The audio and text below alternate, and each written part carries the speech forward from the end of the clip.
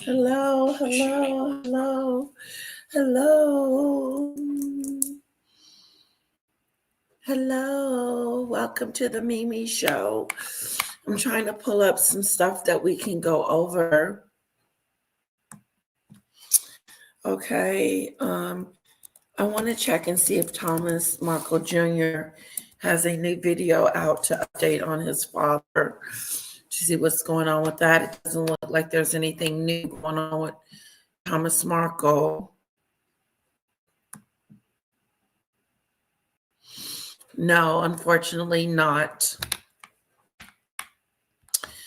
So, hello, Ellie. Hello, Darcy. Hiya, dear Lady Letitia. Hello.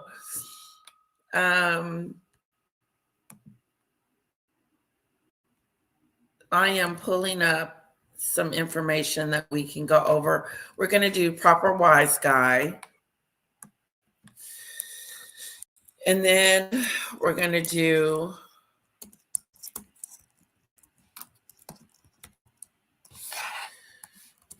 we got a lot. We can there's just an array of things that we can do. So when I say we finish Proper Wise Guy, he's his 2 cents in the situation.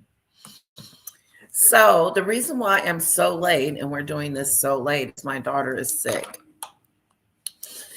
She's regurgitating a lot last night and couldn't keep anything down, not water, not juice, not anything.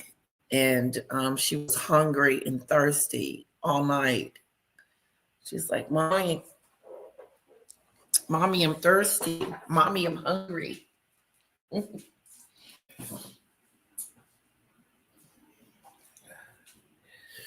Mommy, I'm hungry. I'm hungry. Hello, Maureen. Hello, Mary. And I fed her knowing that she might regurgitate it up. And she did. But she finally fell asleep last night and she woke up and had to regurgitate again.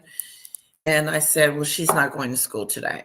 Well, I figured last night she wasn't going to go to school today. And so she's in their sleep. And so I figured I would have a little time to hang out with you guys. My favorite people in the whole world. I don't know what's going on with this lash. It's either on its wants to come out or what, but it's weird. It's weird to do. Thank you so much, Ellie. She is feeling so much better. She is back to her normal self after all that she went through last night. And she was so weak. She was like, Mommy. And I was like, oh, my baby, I can't do anything other than, just hold you and, make this bug go away. It had to be like a 24-hour bug,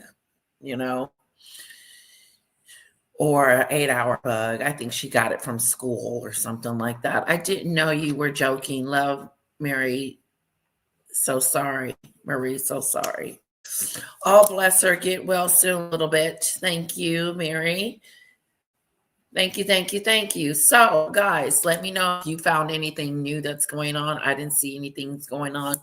Our Thomas Markle Jr. is not available. He's not putting out any more new content as we speak because we are watching him. Hello, Lee. Hello, beautiful Lady Letitia. Hope that your little girl feels better soon. Lots of butt hugs at the time of year. Yes. Glad to hear a little bit is resting comfortably. Get well soon. Oh, thank you, Earl. That is so nice coming from you. So what do we want to talk about today? We're going to watch Proper Wise Guy. Let me pull it up. We're 5 minutes in. Let me get started because you know how I can get to talking, japping, and we never get to the content. Woody, woo. Now I'm going to play it and I'm going to put it on mute because he has music. This is introduction. Just kidding, Earl. Just kidding. Just a joke. Oh, newsflash. The Markles don't like each other. Funny, funny, funny.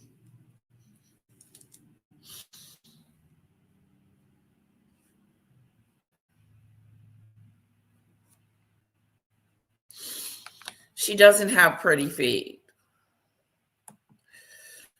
Sorry, she doesn't. Oh my God. Look at this. He went there. You know, the word on the curve is, and I heard through like, it could be a conspiracy theory or it could be whatever you want to call it. But I heard if your second toe, like all your toes and the second to the biggest toe is longer, like hers is. See how long that toe is? Right there. That means that you're in control, your dominance, your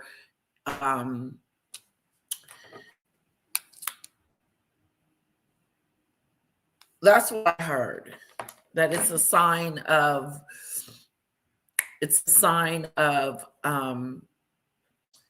control. Look at this with the eggs.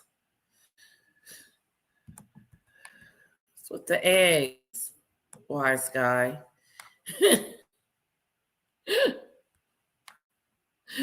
That's funny. I don't care what you are, who you are. Look at the egg toes.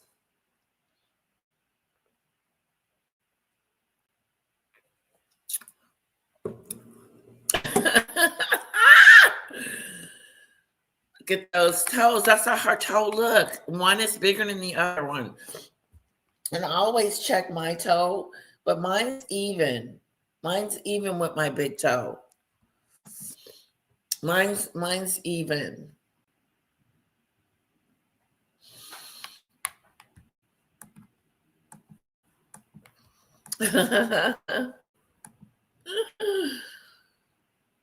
No, she doesn't have pretty toes. She doesn't. And it's a fact. It's not she could have ugly feet. It is what it is. She's got ugly feet.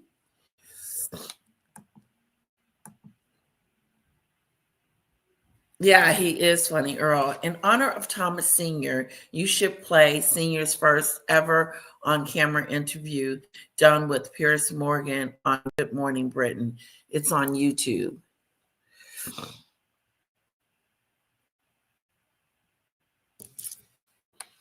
Let me see if I can find it, Earl. Piers Morgan.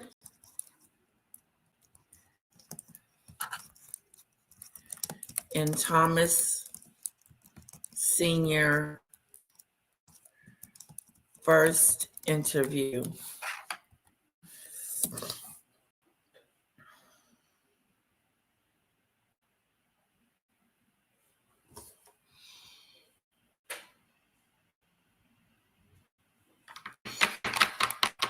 Okay. Let's get back to the screen here. Hello, Polo. Polo's in the house. Polo's in the house. Say what? Polo's in the house. Polo's in the house. Chicken tacos. Ooh, I wonder what they taste like.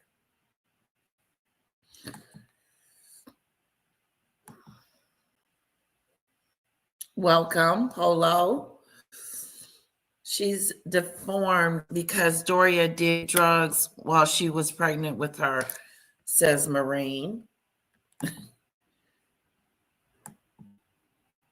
Sounds like you got little bits bug. I hope not. Oh, me too, Earl. Chicken tacos. How do you make chicken tacos? Is it crispy or is it soft? I know Taco Bell has a good chicken wrap. Chicken wrap. Earl, Thomas Sr. I'm not getting the one for Thomas Sr. I do have the one from Thomas Jr. Let me see. Let me keep going down.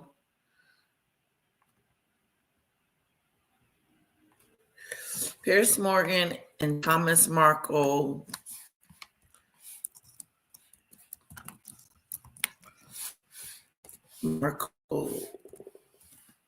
First video. Piers Morgan on Meghan Markle, the delusional of this person. Mr. Morgan says Thomas Markle's stage paparazzi social like engaged Prince.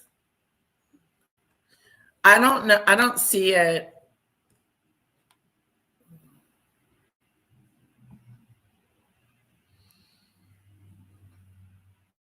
Thomas Markle's interview, AT2, 4 years ago.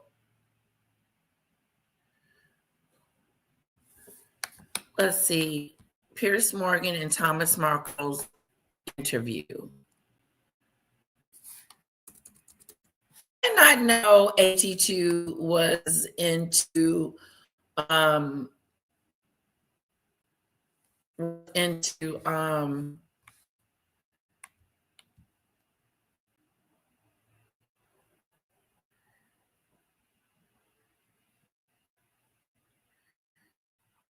thought that was good.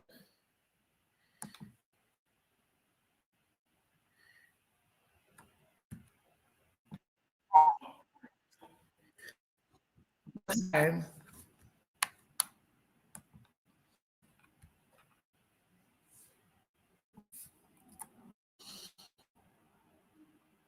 Yeah, I don't see it.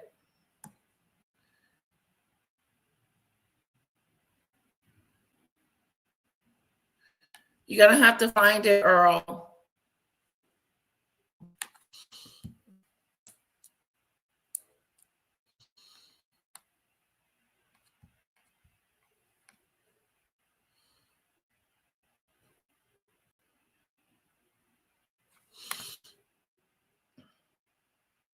Okay. Can't find it. So we're going back to Proper Wise Guy. Earl, if you can find the link, post it in my post it in the comment section and we will watch it today. No, I didn't catch her, buddy. I love food. I'm a food guru. I tell my husband to bring chicken, but I don't want that. Let me call him and tell him I don't want that. If it's not too late, don't get it. I'm not hungry for that. I was gonna get some Chicken Express.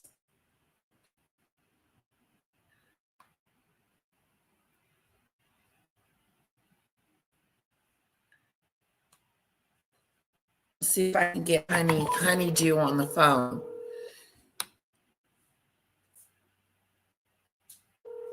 Oh, both crispy and soft. Yum yum.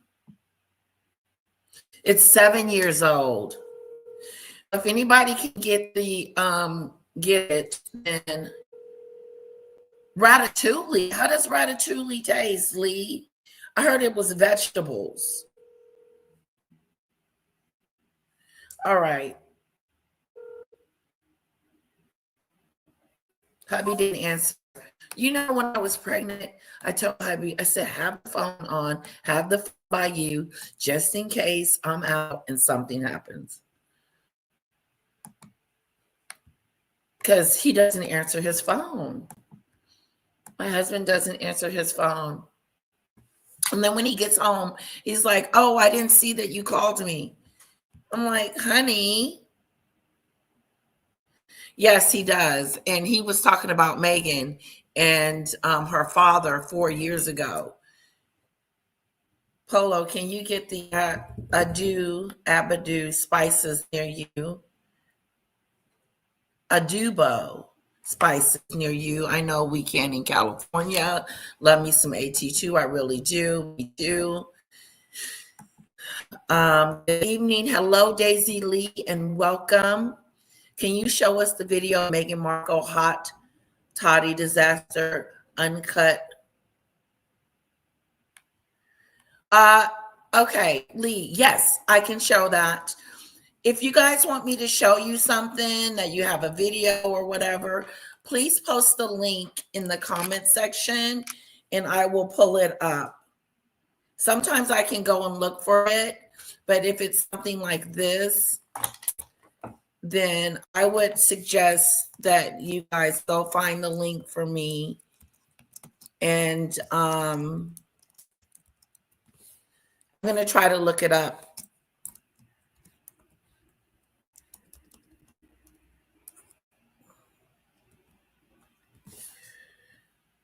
Crystal Medicine.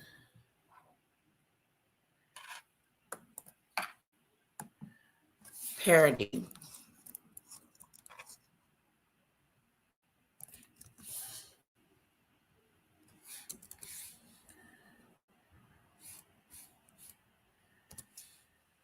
All right. Sorry, I'm a little quiet. Don't mean to be. I'm just looking up stuff here. Didn't see the interview because I would love to show it. I would like to hear what he had to say about Meghan. Okay, I think this is it, Lee. Which one is it? Uncut Parody? I think this is it. Okay, so it's the holidays, my favorite time of year. And when I have guests over, I love using liquid as a fun little trick. Everyone feels pampered but full. So cozy. They won't even want dinner. I just remember coming home after one of those freezing nights. There would be Jack in the Box and a hot toddy. All you do, fill up a pot, some water in it. And the pot on. Yeah, it's easy.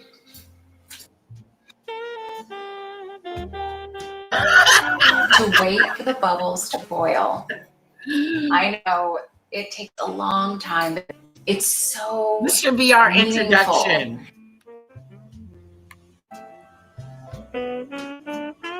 Everyone has a story about the first time they realized that fire was hot. Mine is really embarrassing.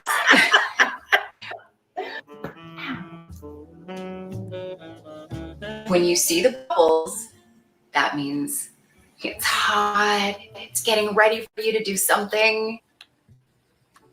Then just get a sack of what I like to call contents. It can be anything, really. Your guests walk in and they go, Oh, I'm so sorry. "What is that?" "Oh, I didn't know you were coming." Come on in, come on in. I made 8 to 10 servings. So is that the party? Some people won't get it, and that's okay. Where's my other cinnamon stick? I need my other cinnamon stick. Is this not her or what?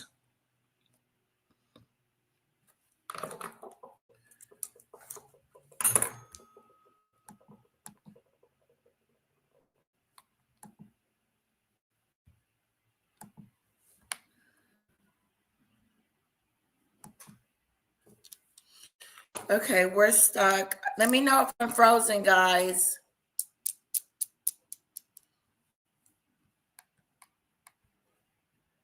It is. It's absolutely brilliant.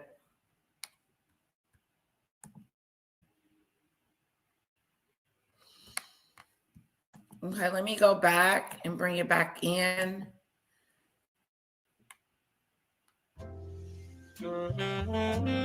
Okay, so it's the holidays, my favorite time of year. Okay. Where's my other cinnamon stick? She is boring. I need my other cinnamon stick. Connection. Hello to love. It was at least half inch longer than this one. No, That smells so good.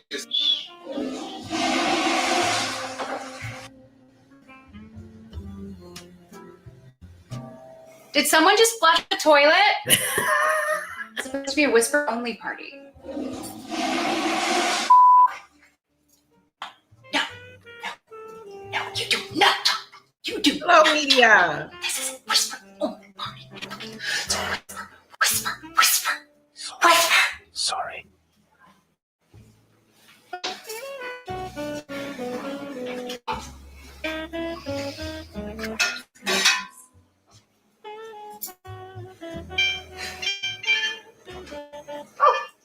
Sounds like Beyonce. Did you hear that? Come here. Does yours go?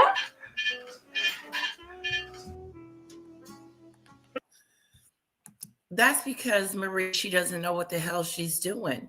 She's making up stuff as she goes along. Why in the heck would you put sprinkles and confetti in something that you would have to clean up? Like it's like I don't want to have to clean up all that paper and tissue and sprinkles. Why the hell would I buy sprinkles to put in a cracker? Meghan is slow. Why would she waste her precious sprinkles, on a cracker? Like, why would she do that? This is so funny. Harry's in the toilet. It's only funny if you're watching the original. This is what a parody all about. Is this the original? Oh, the original. If you've seen her show, I've seen the show, and she's hitting it right on point. How many of you have watched the As Ever show? We're ready for serving. You can use vintage mugs or your favorite tourist mug, like this one I got from my father-in-law on my birthday.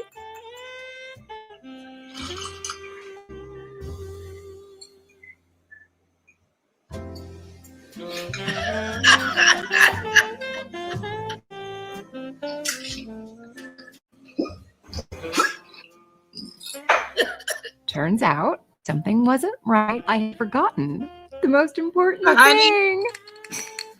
This ought to sweeten the deal. Honey. I actually don't even like honey, but God's written as my ever. favorite thing. It's all about passive manipulation. I like that. That was great. Let's get back to Proper Wise Guy.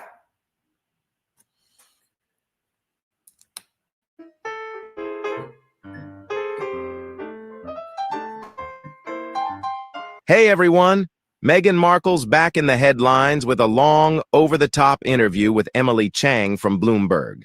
She went on about her financial literacy, raising kids, her business ventures, and even announced, "I'm a real person," as if anyone needed convincing. And of course, she took another shady swipe at the royal family. Meghan complained that she was made to wear nude pantyhose and that everything she said was under a microscope. Now, honestly, doesn't this just beg to be turned into a parody? Just picture a brand new South Park episode called "I'm So Totally Real, You Guys," or maybe Meghan's Word Salad. Yeah, You can already see Cartman, Kyle, Stan, and Butters completely roasting that interview. Let's get started. Meghan spoke up again. And just like clockwork, she served up another dose of truth. Sitting in a cafe with burgers and beer, she looked oh so tragic and declared, "They made me wear nude pantyhose and controlled every word I said." To her, it all felt so inauthentic, like one of those cheap 80s movies where pantyhose came in plastic eggs. Now she says she's finally free. She wears whatever she wants, tells her truth, and feels comfortable in her own skin. But in reality, no one was forcing her. The palace knew, give Meghan the smallest excuse, and she'd spin it into another drama about the horrors of royal life.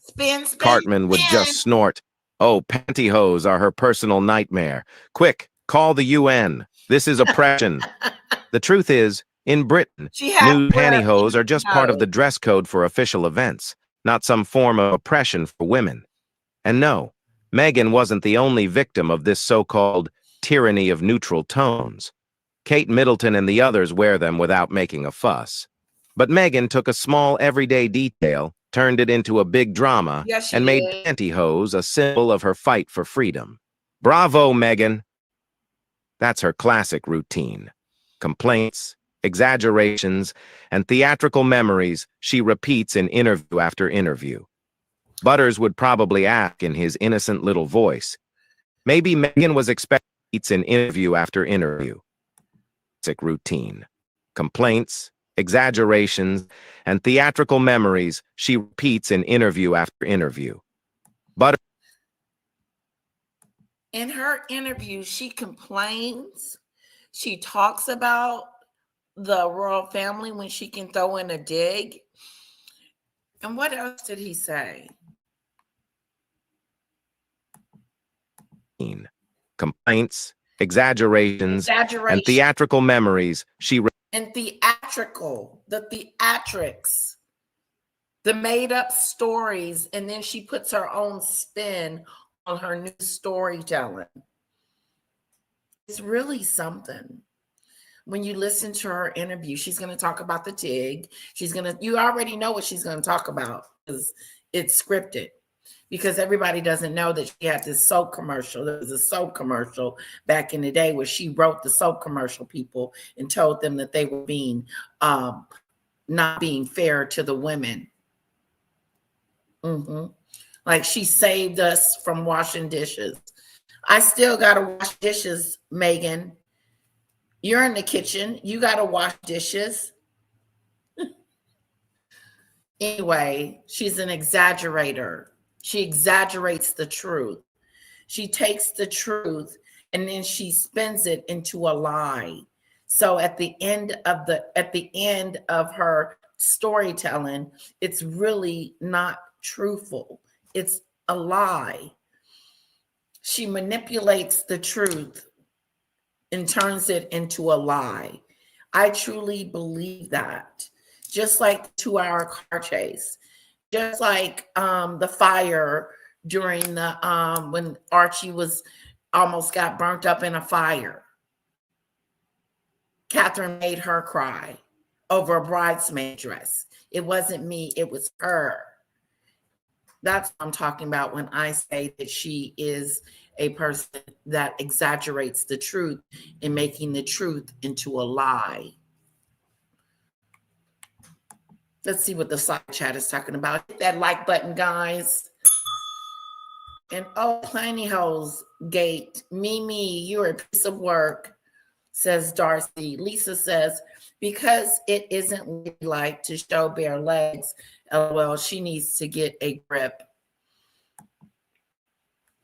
Lee, freedom for legs from pantyhose. Yeah, like she made a whole coalition about it. Free from pantyhose, free from pantyhose. I'm free from the royals, but I'm still going to use their name. Da-da-da. I'm still going to use the Duchess of Sussex, but I want nothing to do with them. I don't want them seeing the kids. I don't want them seeing Harry. I don't want them, no attachments to them, but I want princess and prince for my son and daughter because that's their birthright. This is how she talks. Oh, I don't want a whole bunch of people in my house because the kids are sleeping during the day. And it would just be weird for 8 people to be in my house. It's my private space.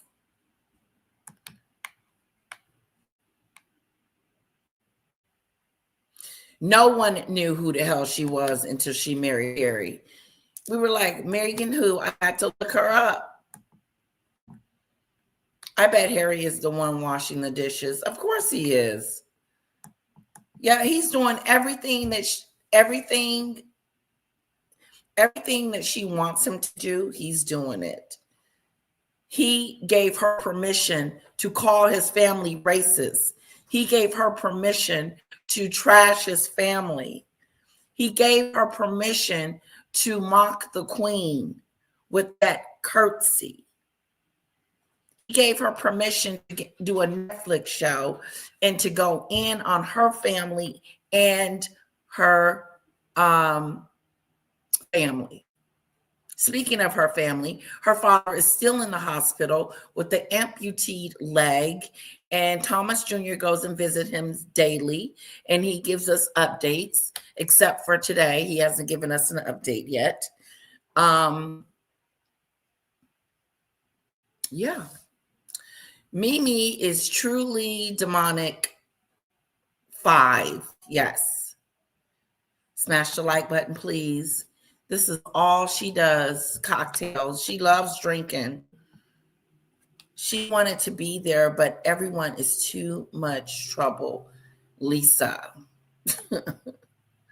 Marine, when their titles are removed, people will be dancing in the streets, just like, yep. Remember she said that Mandela them was in the street dancing because she married a prince? Like, freedom. It's that stupid stuff. Repeats in interview after interview. Butters would probably ask in his innocent little voice, maybe Meghan was expecting Cinderella's glass slippers, and all she got was pantyhose? Then Meghan dusted off her old poor childhood story again. She recalled how, as a teenager, she lived paycheck to paycheck, clipped coupons, and went bargain hunting, as if she had grown up in poverty. She seriously declared that it's important for women to know how to earn money, manage it, and be independent. But the reality was very different. Her father, Thomas Markle, was a successful lighting director on Hollywood sets, once won the lottery, and paid for his daughter's prestigious private school. Her life was nowhere near that kind of poverty. Still, Meghan keeps trying to play Cinderella, saved by nothing but her own inner strength. She loves to play Cinderella, like she struggled or had it tough, or she had a car that didn't open. This is who she is. She always changed the story depending on where she is in her life and who she's with. She's changed this story a billion times, just like she's 43% Nigerian. No one can vouch for that. There's no receipts on that. Where's the receipt? I don't believe it. You got to take what she said with a grain of salt, because this is what she does. She manipulates the conversation.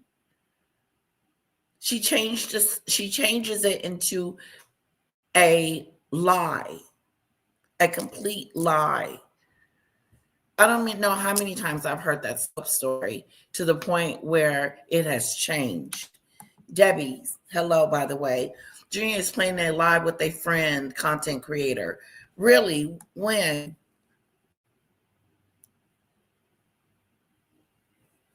Do you know when? We will be watching that. These South Park rip-offs keeps getting worse. What do you mean? She's 40% BS. Lisa, she was mocking that. That's how she bows to the queen. I think that's what she was saying, and I'm sure the queen saw it. Yeah, she saw that.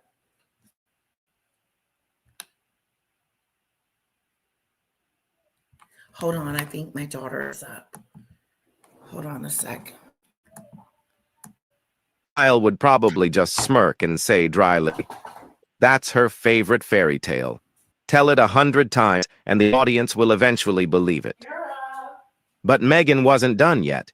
She says that at 13, she worked at a frozen yogurt shop called Humphrey Yogurt. According to her, that hard work taught her to value money and now shapes both her investments and the way she raises her kids. Taking care of yourself is the most inspiring thing in the world, she proudly declares.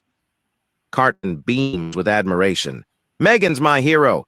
She started by scooping frozen yogurt and now she can buy the whole shop, coupons and everything. Kyle just rolls his eyes. Eric, give me a break. She's not some business guru. She just married the spare prince. That's her whole idea of financial literacy. When it came to investments, Emily Chang asked her directly, Do you and Harry make deals together? Do you have a joint strategy? Meghan immediately nodded. Yes, of course. Then she went straight into her usual mission and purpose mode. She explained that their strategy is look for things we both believe in, things that can move the world forward. According to her, Harry, after serving 10 years in the army, sees everything through the lens of service and how to be useful to people, while she looks for points of intersection.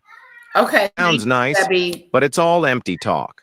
No projects, no directions, no actual numbers, just vague words about service and meaning. Classic Meghan. She talks a lot but says nothing. Kyle rolls his eyes. Looks like these two have been investing in the complaints fund for 5 years now. And Butters, clutching his notebook to his chest, adds innocently, I still don't get it. Which stocks are we supposed to buy? And of course, here comes the legendary soap story again. Uh-oh. Meghan is back to her favorite tale about how at 11, she wrote a letter to Procter Look & at the Gamble, soap story. upset about an ad that said, women are fighting greasy pots and pans. And, in her version, the company immediately changed the slogan, straight out of Hollywood. But now it turns out the whole thing was actually set up by her father, Thomas Markle, along with Nickelodeon, who helped push the story onto television. So it wasn't some spontaneous child's victory over sexism at all.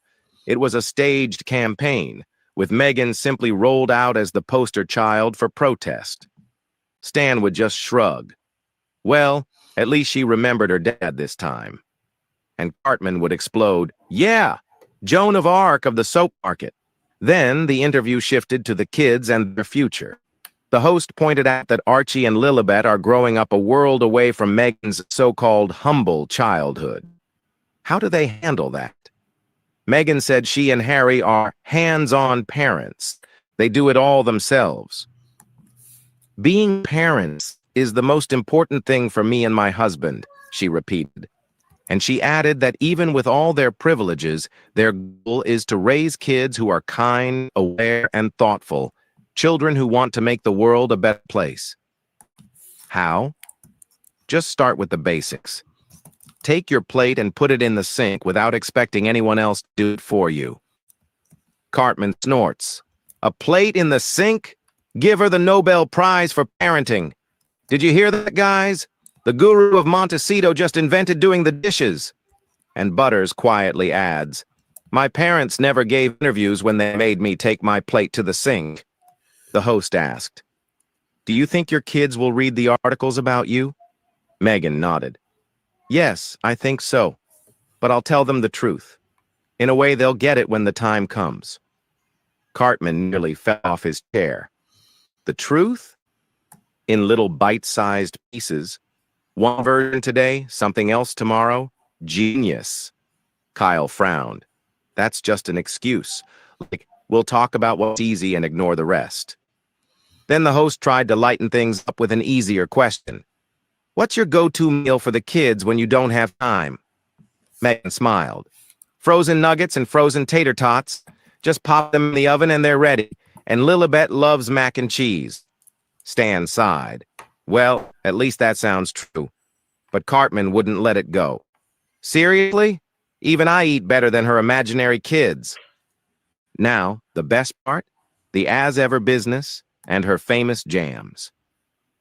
Meghan proudly declares that the first batch of jars sold out instantly, and now they're aiming for millions in sales. It's a challenge, turning a homemade recipe into a mass product while keeping the quality, she says. Kyle can't hold back. Millions of jars? Meghan, why not go for billions? Don't be modest. Then the drama starts with the name. The host asks directly, who are you, really? Meghan Sussex? Duchess of Sussex? Or still Meghan Markle? Meghan responds hesitantly that in the royal system, a last name isn't really a last name, that Americans won't understand this, and then says, my legal name is Meghan, Duchess of Sussex. Sussex is our family name. But that's not true. Duchess of Sussex is a title, not a last name. Hello. Officially, she should be Meghan Mountbatten Windsor like her kids. All her talk about the last name.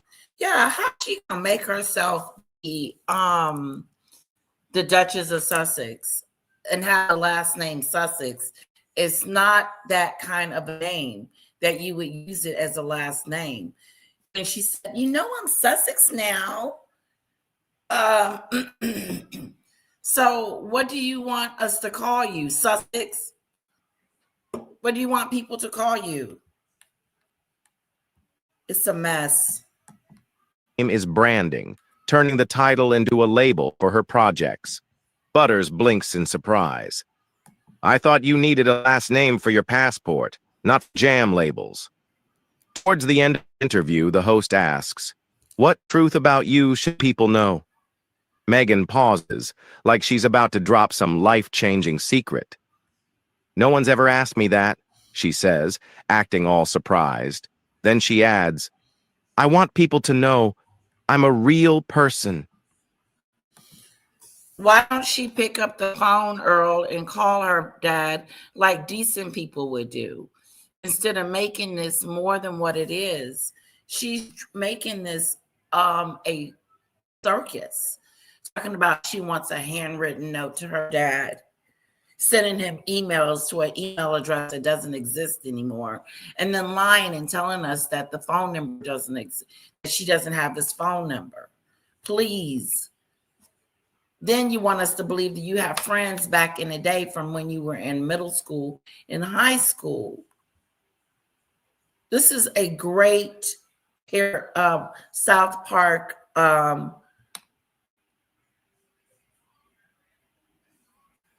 I like this. Cartman nearly fell off his chair. "What? You thought we considered you a mythical creature? Of course you're a person, just not much honesty going on." Mr. Garrison shakes his head. She could have said something about her values or mistakes. But to say I'm real? That sounds more like a marketing slogan. Meghan continues. "I've had friends since I was 17, a real family. I drive my kids to school myself. In the world of clickbait, it's easy to forget that I'm a person." Hartman rolls his eyes. "Oh, poor Duchess. People can't even afford eggs these days, and her tragedy is bad stuff online. Bravo, Miss Rial. Kyle sums it up. Okay, you're real. Really boring." Then they started talking about Montecito. The host asks, "Why did this place become your home?" Meghan goes on about how she and Harry are finally happy, how they drive their kids to school and live a normal life, It's truly so. like they were locked away in Britain. In reality, William and Kate also drive their kids. Yeah, that's how she portrayed the royal family, like she was locked up in a castle and they took away the key. "I'm locked in this castle and they won't let me out. I can't do anything. I'm lonely. They left me here. They took my passport. They took my tickets. They took my suitcase. They took my food. They took everything from me. And I didn't have nothing. I had to just stay in this castle. And then when Harry came home, I let him know that I was lonely and I couldn't do this anymore."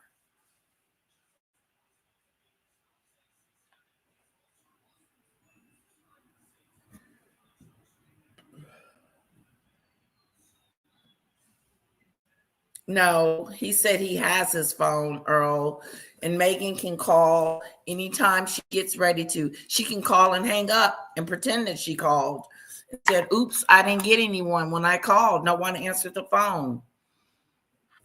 Like she's telling everybody that she sent an email and that's the only way that she can get in contact with him.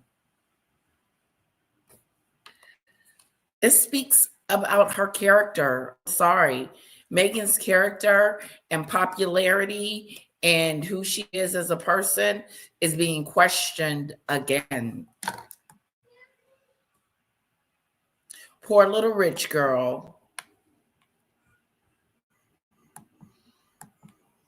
To school without making a big deal of it, and no one was locking them at the palace gates.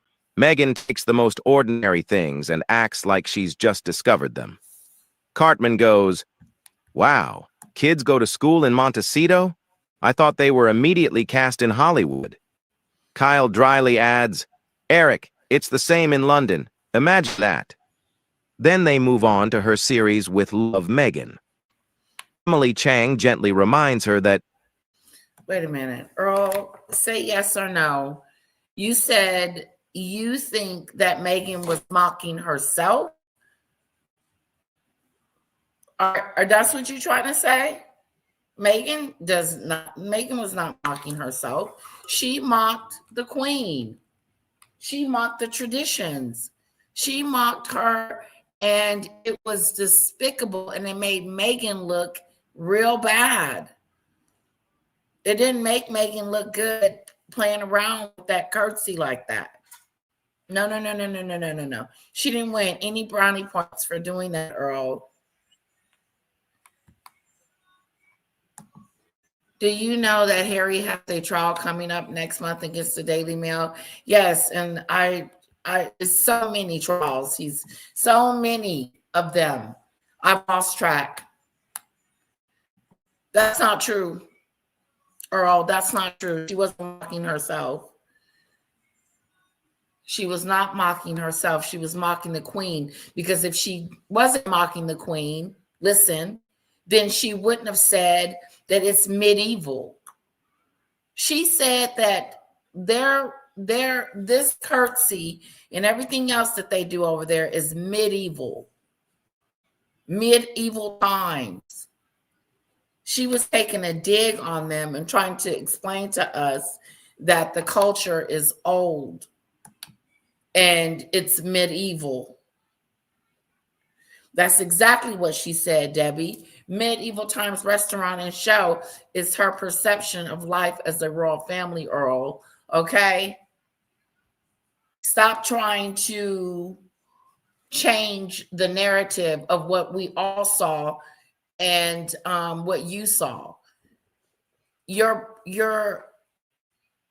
gonna have to pick your battles, Earl, because everything that we come out and we say, oh, let's give Meghan that.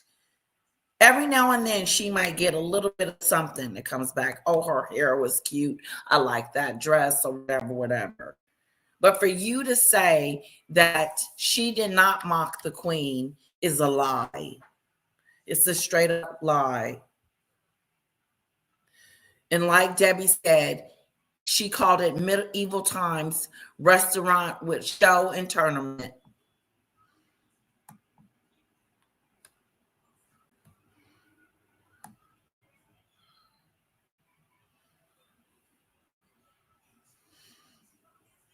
She did insult us. She's an insulter.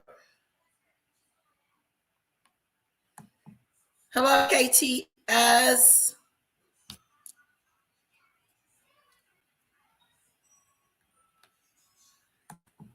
We love his outfits. He's becoming the king of England. If he wants to change every 5 seconds, he can. He's the king.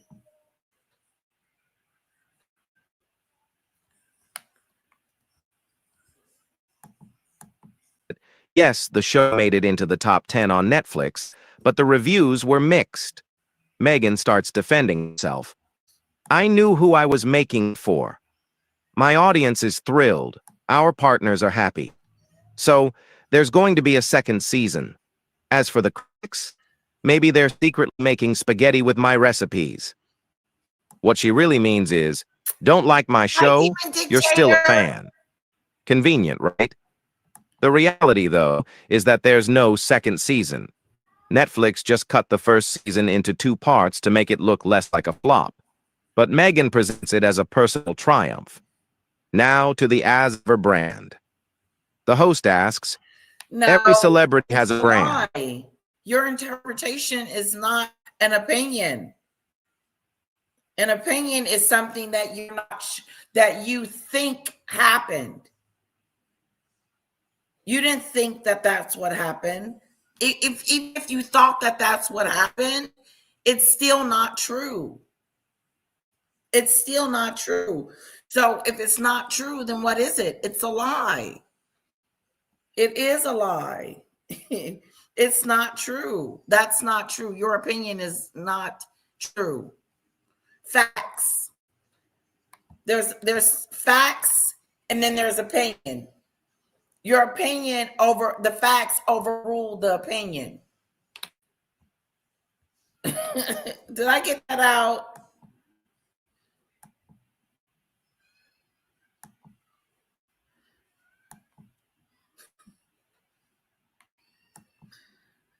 So it's okay for William to say just recently that the monarch has too much pump and it's going to change it. I don't know what William wants to do. He's going to be the future king. He can do what he wants. Hello, Sunflower. The judge in Harry's lawsuit against the Daily Mail suggested the claimants increase the insurance they purchased to pay opposing parties' costs in case they lost. What can you tell us more about that case, Sunflower, with the Daily Mail?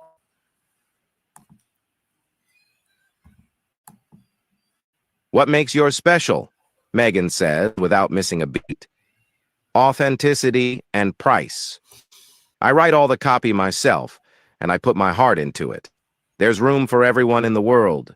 Sounds nice, but it's the same old trick. I'm not like the others, I'm special. The problem is, other celebrities' brands are a natural extension of their talent and careers, while Meghan's talent is marrying a prince and playing the role of a businesswoman. Her slogans for "as ever," cheap, cheesy wordplay that sounds like it came from a beginner's guide to marketing. Cartman, munching on chips, yells, "Meghan, your brand is special. It's the only one no one wants." Finally, social media. The host asks, "Is your return to Instagram a launch or a rebrand?" Meghan giggles. "Oh, how funny you asked," as if it were a silly question. Class. If she wasn't trying to make fun of him, then why was she laughing about it? And why did Harry make that little smirk that he made? Because she looked over there at him and she smiled. It is a fact that she was making fun of it. It's factual. I don't think that's an opinion. Well, does she need to say it? I'm making fun of her.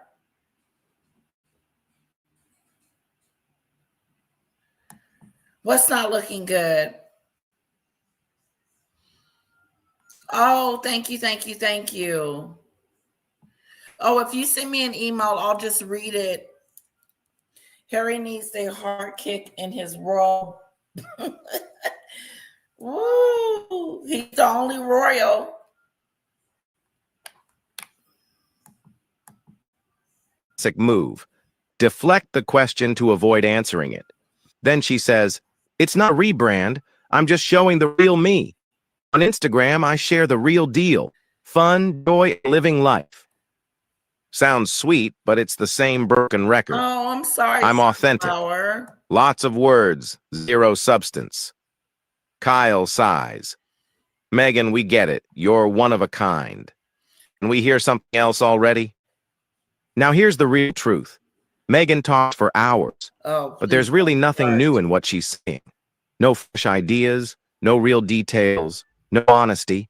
Just the same old "I'm real" with another attempt to rewrite her own story. She complains, plays the victim, and at the same time pretends to be a businesswoman. But the result is always the same. Pretend. People don't see the new Meghan. They just see the same old emptiness with a bit more drama. Stan sighs. The problem isn't that she's lying.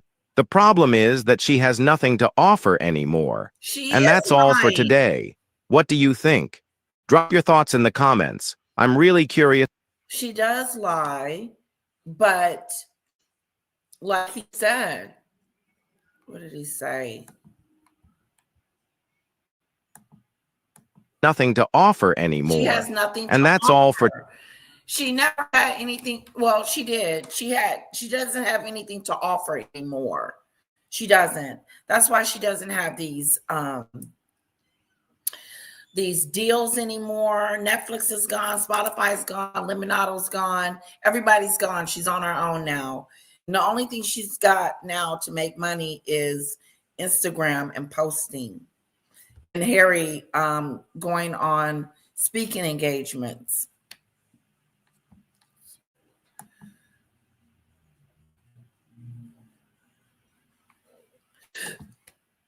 LL, I've got tomorrow and Friday off. If you want to go through the interview, yes, let's do it tomorrow. I would love that. Sounds great. A little bit to be back in school. She's sick today. She's a sick day. I believe she knew how to curtsy. Debbie.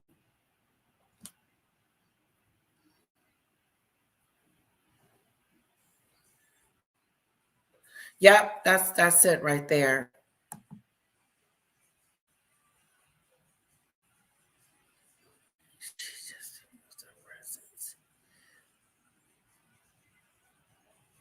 Meghan is a crumbler.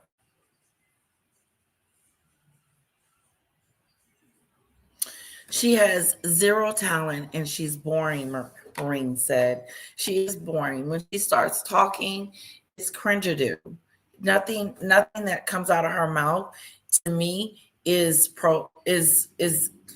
wanting to listen to her. So I really have to tune in. I do. I really have to tune in and try to really listen to what she has to say.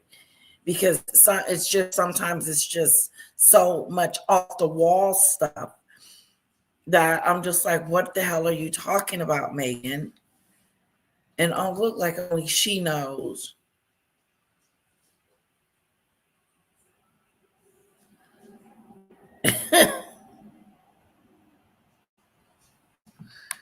All right, so we have done that. Do you want to do, let me know what you guys want to do. Proper wise guy, because I wanted to do him. I want to finish him up. He's talking about Meghan's father being in the hospital. I kind of want to get back to that. But we are waiting on Junior's next situation to come out. The story is starting to not die down, I should say. The story is never going to do that. People are going on with whatever, but not us. We want to know if she's going to call him. Will she call him? Are they going to get in contact with each other? Or is she going to wait until the media dies down so this will go away? Because that's what she's hoping that will do. Let me throw this out there and see if it sticks. I reached out. She lied. She didn't reach out, but did you get in contact? She did reach out, but did you get in contact? That makes the difference.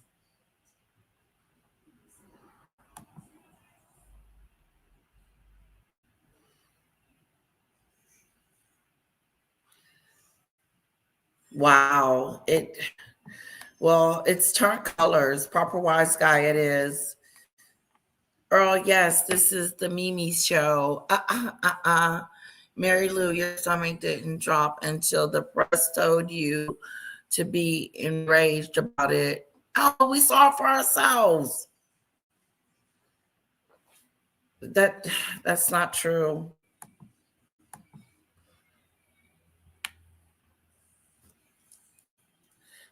They deserve to be penniless and in the gutter after getting rich for lying. Okay? No, he's rich just because he's the son of a king. LL, search YouTube for Thomas Markle's Good Morning Britain. Okay, let's do Proper Wise Guy because Debbie wanted to do this the other day and I haven't gotten it to her yet. So let's do Proper Wise Guy and then we will do this. I think I found it, Earl. Okay. Here it is. We're going to do this one tomorrow, the 60 minutes. I never gave up hope. No. We're doing, is this the one right here? Thomas Markle, 60 Minutes, Australia.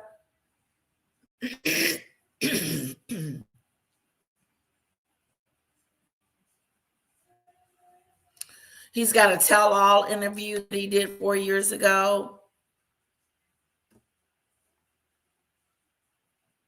Shoot, we can do both. I'm going to save it in my playlist. If we have time today, Earl will get to it.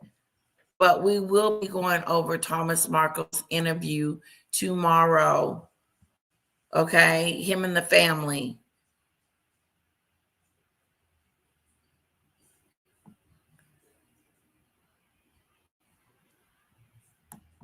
Let's look at all his interviews. Hell. Okay? We'll do all the interviews of Thomas Markle.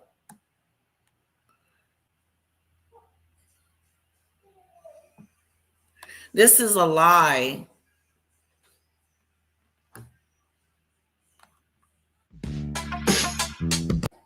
Okay, let's get back to Proper Wise Guy.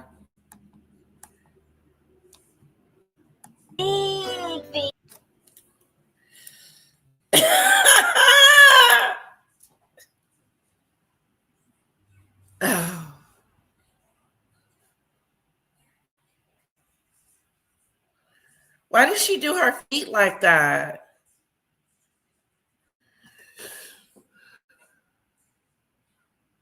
Oh, wow. She should never wear those.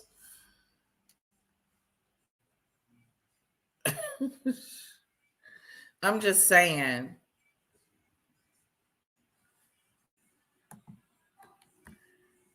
Okay, let me put the volume back up.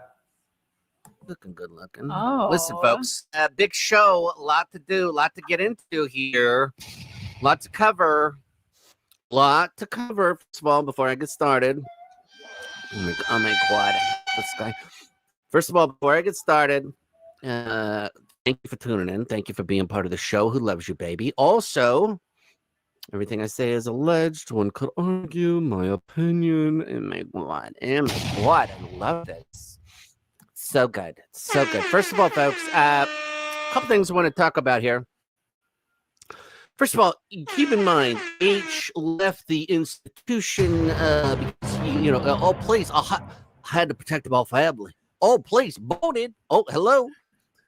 So this guy allegedly is a non-working royal. However, he seems to get royal treatment up the wazooey every time he does anything.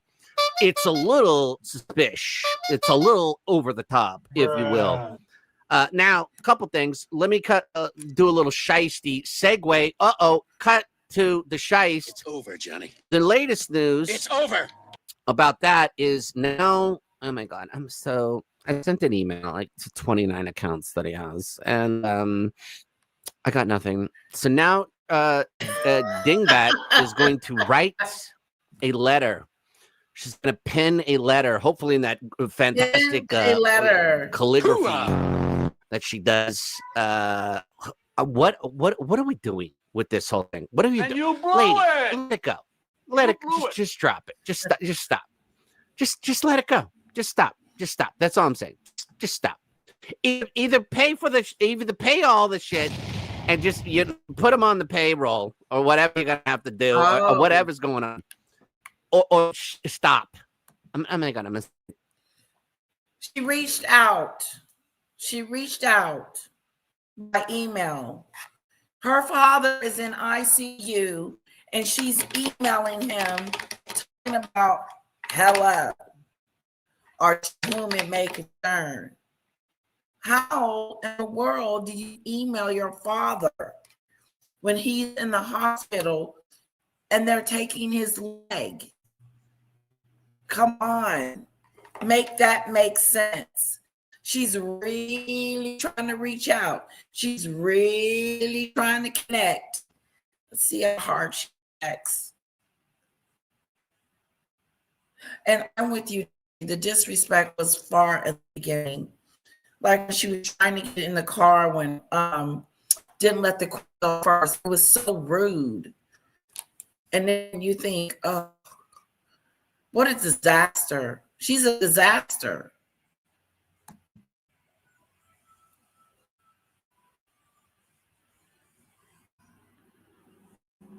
Another Christmas special?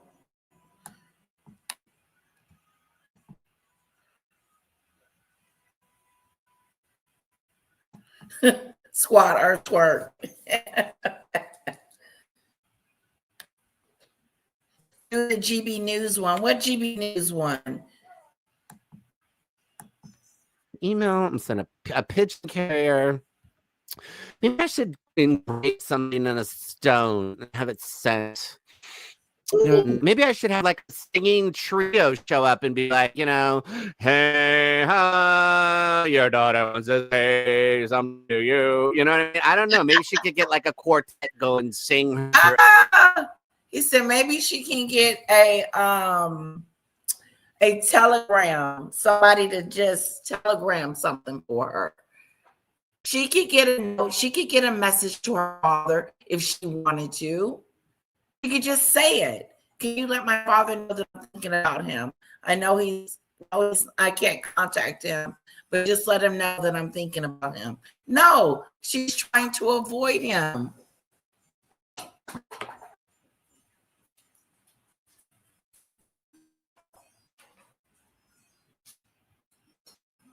I open the door.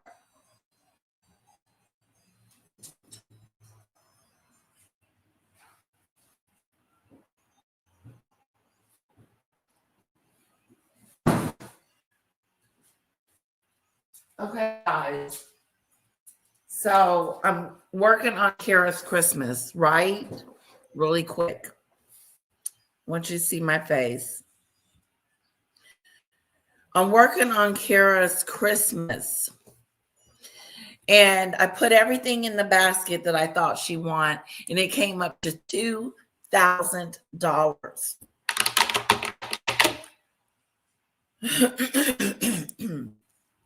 Now, her budget was $500, but now I have changed it to $1,000. She's the only child. She should be able to get what she wants. At least make it look like she got what she wanted. So I am going to try my best to help Kara have a really nice Christmas with toys and games that she will like. I'm going to spend whatever money that I get from YouTube on her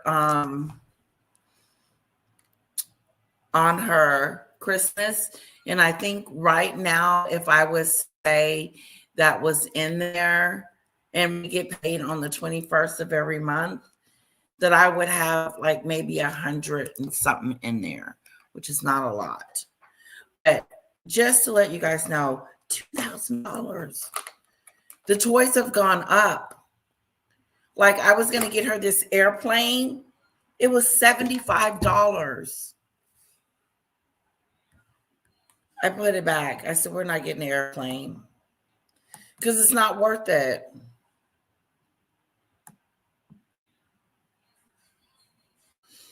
Okay. Back to the story. Emotional speech to the, Hey, Miss baby. Markle in the hospital. I don't know. It's like, bitch, do something or stop. Okay, please. Enough. Now, let's get to this. Yes. Look. That's a cat plushie for Pocket. You want that for Christmas? Yeah. Because I wanted to squish it. Let me see what it looks like. Well, I need to see what it looks like. Oh. Is it a pillow? No, it's Pocket. I have this thing. See? Oh, it's a plushie. All right. He looks weird. I want my this Let me for see. Christmas because I want it. Well, you got to remind me what his name is and we'll look him up, His okay? name is Derpy? Yeah. Okay. I want mine for Christmas. Okay, we'll get Derpy. Well, go with Daddy. Daddy got you some cocoa and some nuggets. Okay. Be Mommy, careful. look at that picture on the side. I'm live. I may go upstairs. Daddy. Mommy, it's so funny, that picture. It is Your a little funny voice sounds funny. Is it changing, No, stop. or you just don't feel good? My voice is staying. It's just staying. My voice is not good. Okay. We're going upstairs, guys. Let's go. God, I need my bell because something's gonna happen. I know. How long we been live? An hour? We got about an hour to go. Check this out. We're not getting a plushie. She wants everything.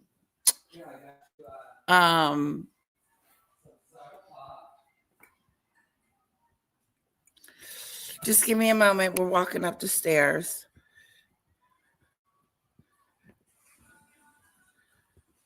A little area.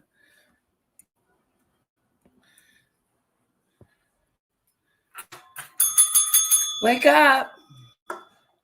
Normally my lives are real early.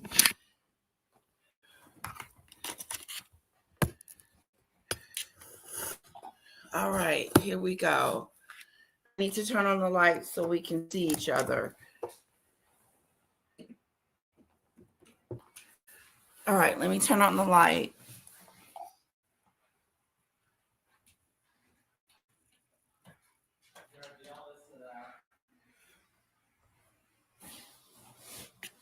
Oh, somebody getting in trouble. Kara's getting in trouble. Okay. Sorry about that. Let's see what's going on in the chat.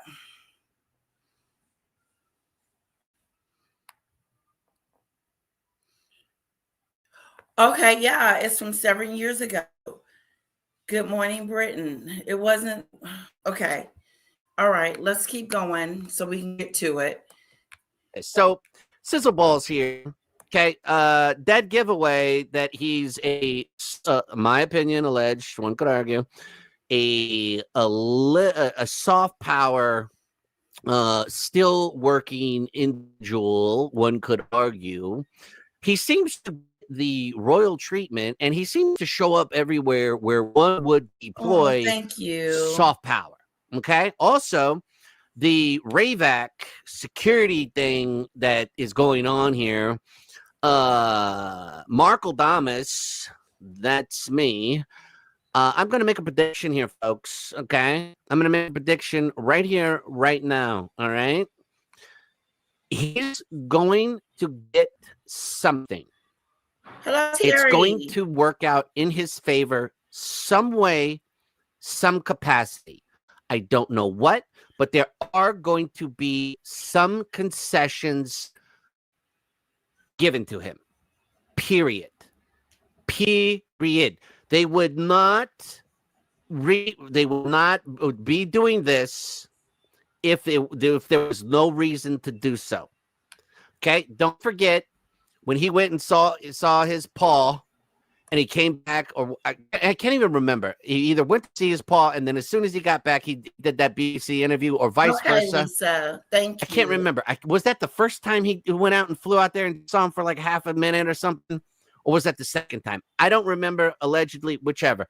Whenever he came back and did the BBC interview and he was crying, all that bullshit.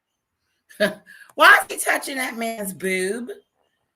That is just so rude. And not even rude. He's assaulting him in a sense, you know? Yeah, she's little, guys. And although she wants all this stuff, I think I need to keep it at 1,000. Or less. So I'm gonna, Lisa, I hear you. My bell broke. So I gotta get a new one. But until then, we're gonna use the broke one. So let's continue. Let's keep going. bullshit. Then all of a sudden this happens. They're going Look at that. to acquiesce to something for him. I don't know what it is, but he will get something out of that. Mark my words. That's the Markledamus putting the prediction. I don't know what today's date is. What is today's date? Today's the 9th. That's when she came out with her products. As ever, you know, I've been pandering to think of what we're going to do and the name, because as Orchard was just limited me, and I needed to be more broad, you know, so we named it As Ever. You have brand yourself every other day. That's what you do.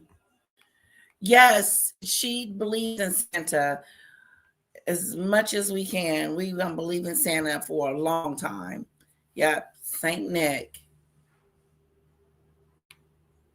But I think I'm with you guys. I should have thought about that when she was a baby, when I bought all those toys for her.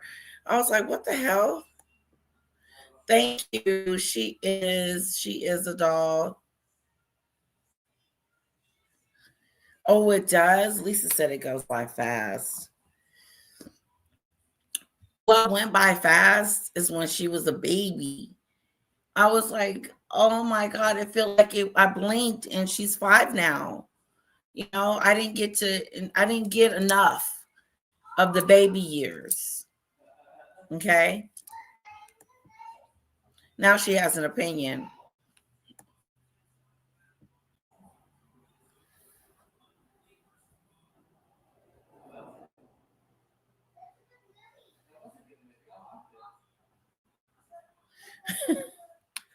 I can't even remember my daughter that age because she's all grown up with her own babies. Oh, Lisa.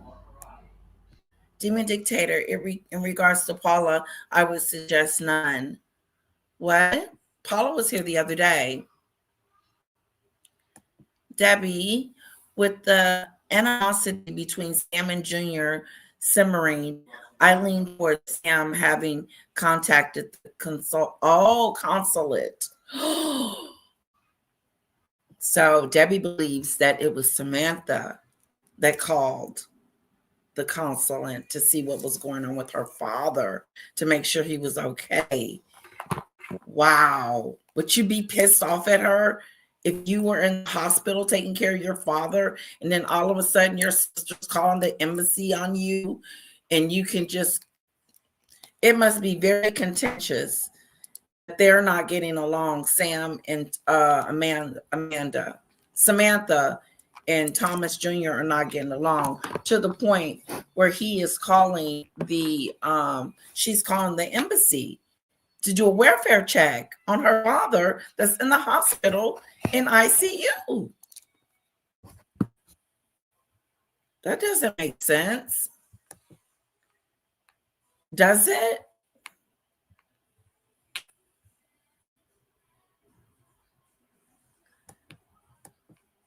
Mark my words. He gets something out of it.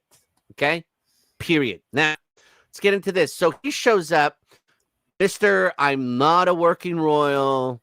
I have nothing to do. Shows up at the British American Business Council. Wink, wink. I've got nothing better to do on a Saturday. Says the dumbest speech you've ever heard. Good afternoon, everybody.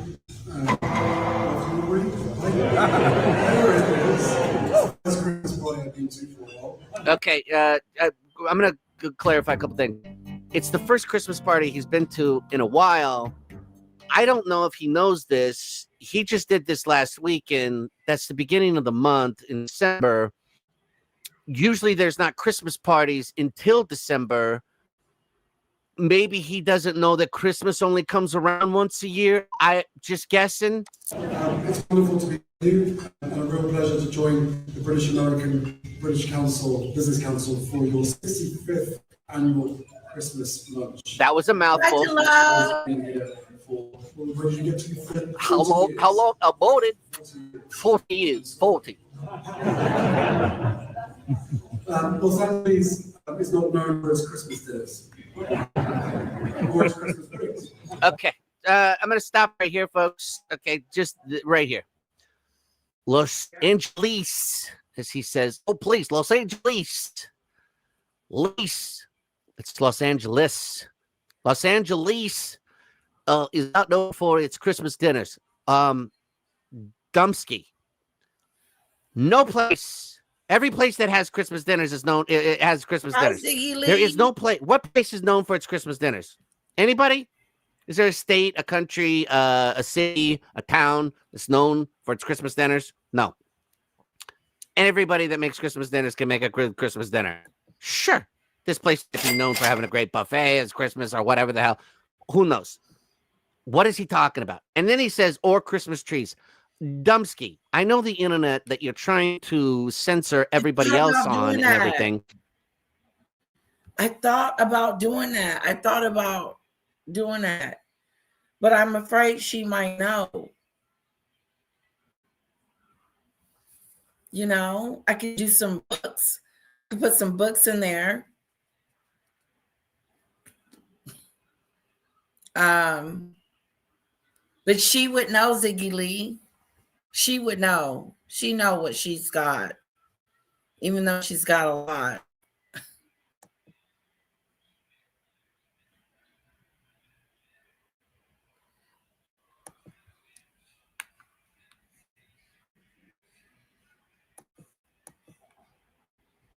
A simple search or one of your lackeys or people that work for you could have clued you in that California is one of the best places in the United States for a Christmas tree. It's a Googleable. Is that a Googleable thing? Yes, it's a Googleable thing. Maybe check it out next time. Now, At least not the proper stuff. But I have not the proper stuff. You don't you smoke allegedly. That's the proper stuff. this is the place you all come if you're looking for the real deal, and I'm sure I won't be disappointed. I mean, I'm telling you, it's like there's some people. He doesn't like his speech. Lady C, yes, that's what happened. Samantha told Lady C. Lady C told the world allegedly Junior wanted to keep it private or until Caroline got her article out. That would have been a good one. Because then that way we would have found out through, you know what I'm saying? I agree with him. Keeping her out of the loop of what's going on. Now nobody knows. He's not really giving us an update on his father. He's just saying he's doing good. You know, okay, well, what else is going on? Is he walking, talking? What is he saying? What does he say about Meghan? Give us a little bit more about what's going on with your father. That's why we tune in every day. You're going to have to be a little bit more detailed if he cares.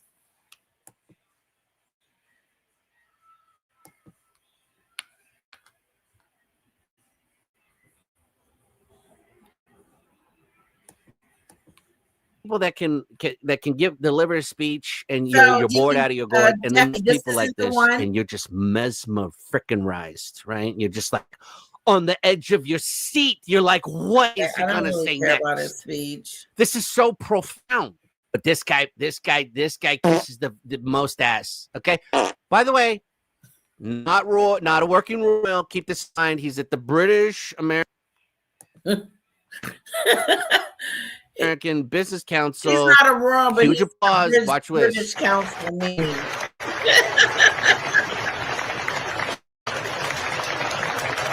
Oh, now James Holt gets the cue. How many people got to stand up, James, before you start earning your keep? That's all I'm gonna say. Really? Stand up, James, immediately.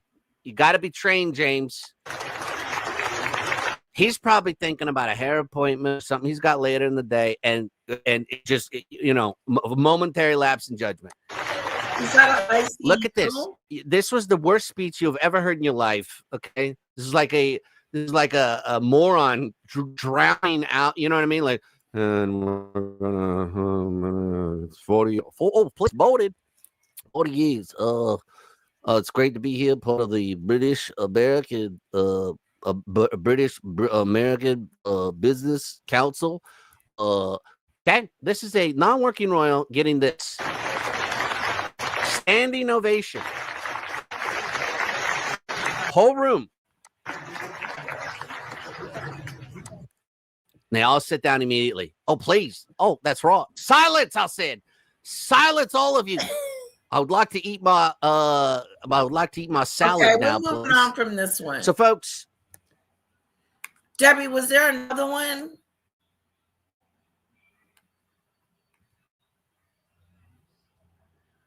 Lost and Clueless? I thought we did that one. No, is it this I don't one? have to take it back. Debbie, let me know if there's another one that we need to be watching. In the meantime, I want to check out his interviews of his daughter.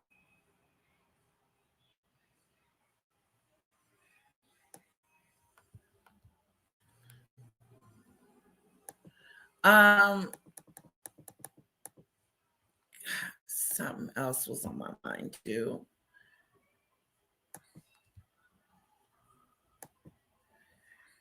Okay, let's go to playlist.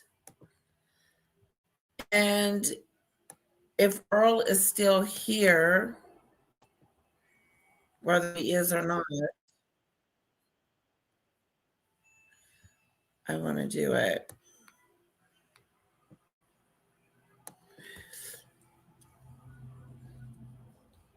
Okay.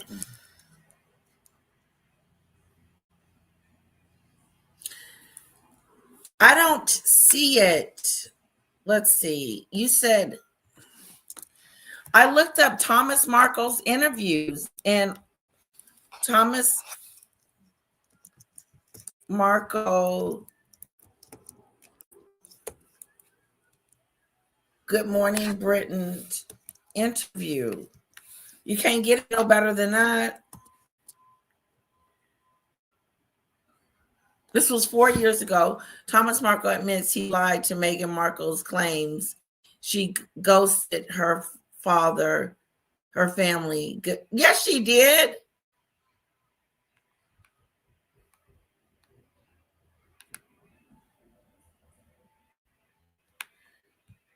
Okay, let's see if this is it.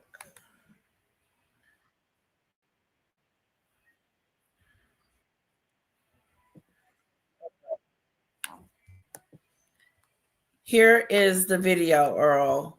Okay. Let's watch it. This is Thomas Markle. This is an interview that he did. So let's check out and see what Meghan's father has to say. Oh, Thomas Markle is out of ICU. Let me read it. Thomas Markle has been moved out of ICU and is now in a standard. Thomas Markle moves out of intensive care after leg amputation. Meghan tries to contact him.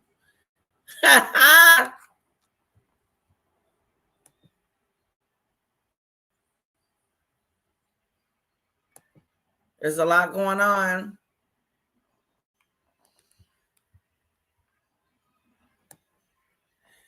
Thomas Markle has been transferred out of intensive care into a standard hospital ward following the amputation of his left leg below the knee last Wednesday. The 81-year-old father of Meghan Markle underwent the procedure in the Philippines, relocated in January of this year.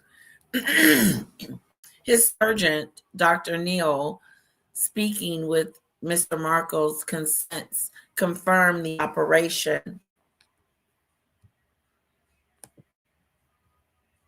had gone well. The surgery was a success, and the wound is healing well. Oh, that is awesome. Mr. Markle is making good progress. He has a long road to recovery ahead of him, but moving out of the ICU and into a regular room is a positive step. The 3-hour operation reportedly became necessary after a subsequential blocked circulation to Mr. Markle's limb entirely.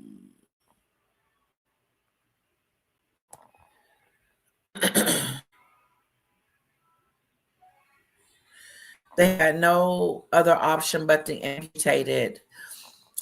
The doctor explains that removing the clot first was deemed too dangerous, given the risk of infection spreading throughout his body. There was no option but amputation, the surgeon stated. The clot was so large, we could not risk removing it first and then having the infection from the foot spread around his body and cause something. There was a danger of gangrene setting in. He was in trouble. He was in a medical disarray. The medical team acted swiftly to prevent potentially fatal complications from developing. Fatal.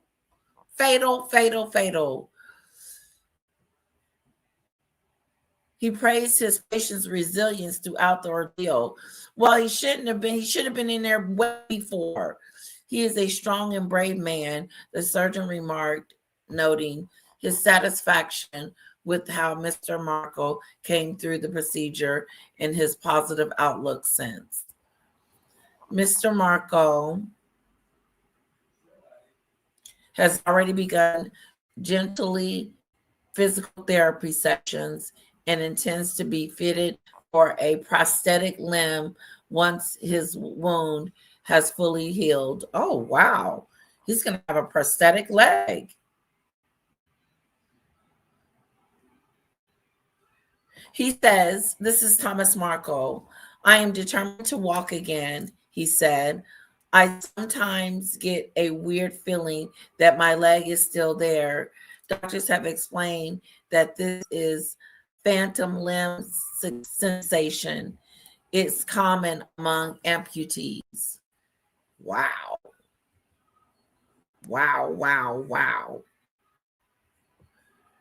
Mr. Markle's relationship with the Duchess of Sussex broke down after he staged photos with paparazzis before her 2018 wedding to Prince Harry. That is why she cut her father off. This is why she cut her father off. It's pathetic. She's pathetic.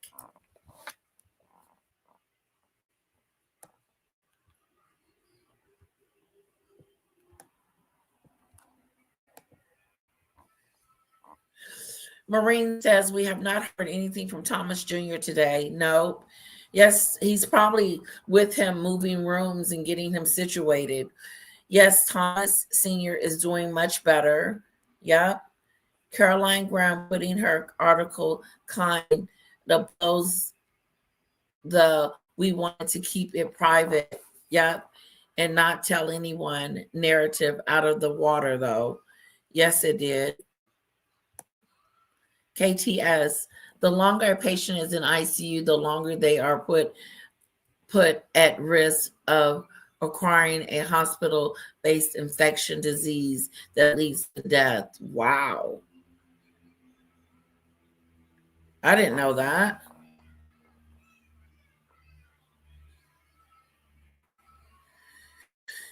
A standing ovation for a traitor and a bore. Hello, Judy Bird. I think I found the video, Earl. I'm going to play it as soon as I get to reading this article, which is very interesting. He was in bad shape. Mr. Markle could have lost his life. A few more hours, he probably wouldn't have made it. It's good he left when he did to go to the hospital. But I got to go back to this.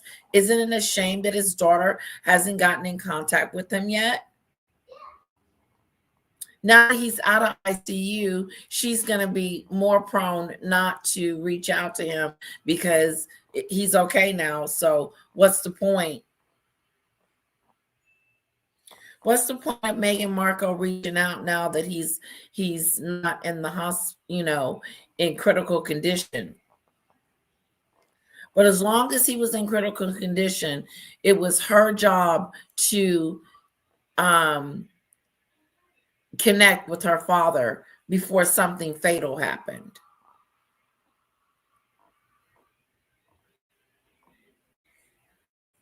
Now we see what happens in a situation where if her father does get sick, this is what we have to look forward to. A whole bunch of lies, a whole bunch of made up, I'm reaching out.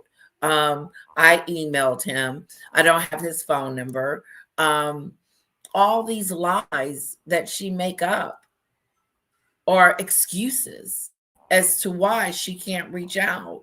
It's pathetic. It really makes her look pathetic. And I'm not going to stop saying it. And whether she was supposed to go or not go, or whether she was supposed to contact him or not contact him, it still looks bad on her end, because I just posted in the comments the reason why she's not speaking to her father to this day is because of some stupid paparazzi pictures that he took and lied about. So that made him dead to her. After that, she killed him off before the interviews. Before we were interviewing Thomas Markle, she had already cut him off. And he was on these interviews pleading and begging her to reach out to see if she would. But would she? No, she did not reach out. She pretended like he exists.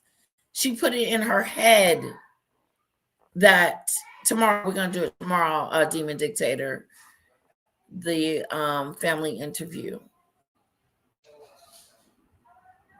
It's just interesting to read this.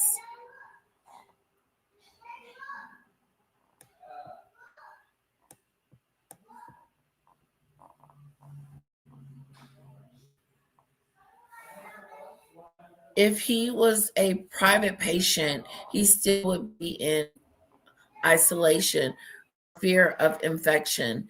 Meghan should be paying for a private hospital. She ain't even paying for nothing. She's not giving him anything. She's a deadbeat daughter. She's a deadbeat daughter. You're a deadbeat. And you're a liar. Because you're not this kind, loving, caring, humanitarian. I care for the people that's online. I care about the online bullying and da da da da. No, you don't. No, you don't.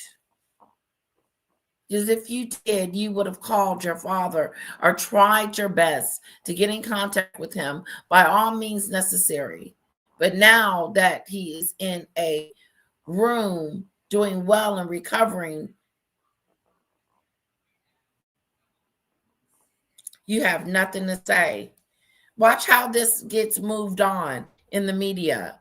Watch how this moment forward, no one's going to be asking Meghan anymore, is she getting in contact with her father? Because they know that she's not. They realize that she is not going to get in contact with her father because she keeps making excuses as to why she can't reach out. It's pathetic. She's ignoring him. That's right, Lisa. That's that word that I couldn't read. Species. Mary Lou. Yeah, that's what it said. I've never heard of that word.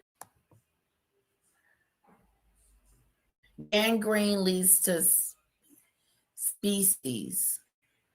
Wow. I didn't know that. Interesting. Yes, thank you for the explanation and the medical explanation.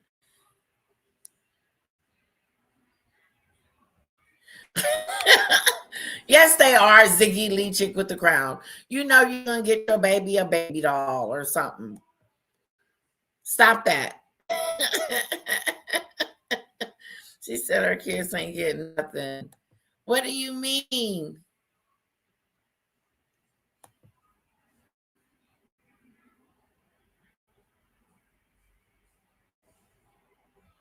Harry promised.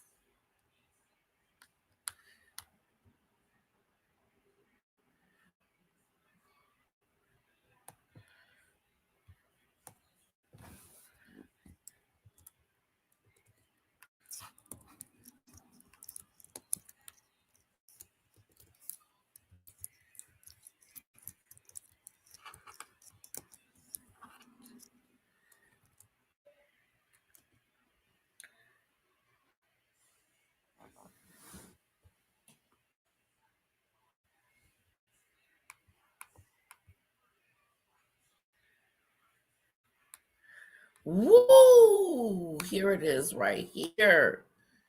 Meghan Markle has written her dad out of history. Duchess' father undergoes leg amputation. Meghan is fast and loose with the truth. Wow, I'm not seeing it.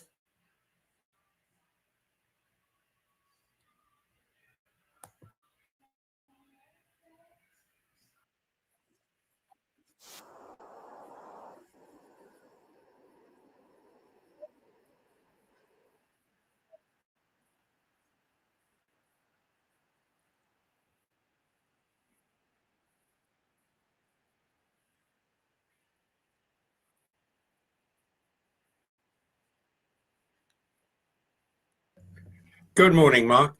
First of all, our hearts go out to Thomas Markle because he's dad's plea to Meghan. See me one more time before I die. Let's get reaction from Talk's royal correspondent, Rupert Bell. Good morning, Rupert. Good morning, Mark. First of all, our hearts go out to Thomas Markle because he's been very seriously ill. He's lost a leg through amputation and he is fighting for his life. Yeah, and this is just a desperately sad situation. You can't sugarcoat it. The family are, it just seems like he says, she says, because by both accounts, Meghan Markle's team have said we've reached out, and yet the Markle team in the Philippines are saying, haven't heard a dicky bird. So the whole thing is just a further testament to the breakdown of relations. We don't know what exactly is going on. What we do know is clearly Thomas Markle is very seriously ill, and it just seems as unedifying a spectacle as possible. But in a way, Meghan's brought about it herself, because she's the one who severed relationships with her father. He brought her up in the main, is what I'm told, but she has completely... from the age of I think 11 to 18, Doria was traveling the world.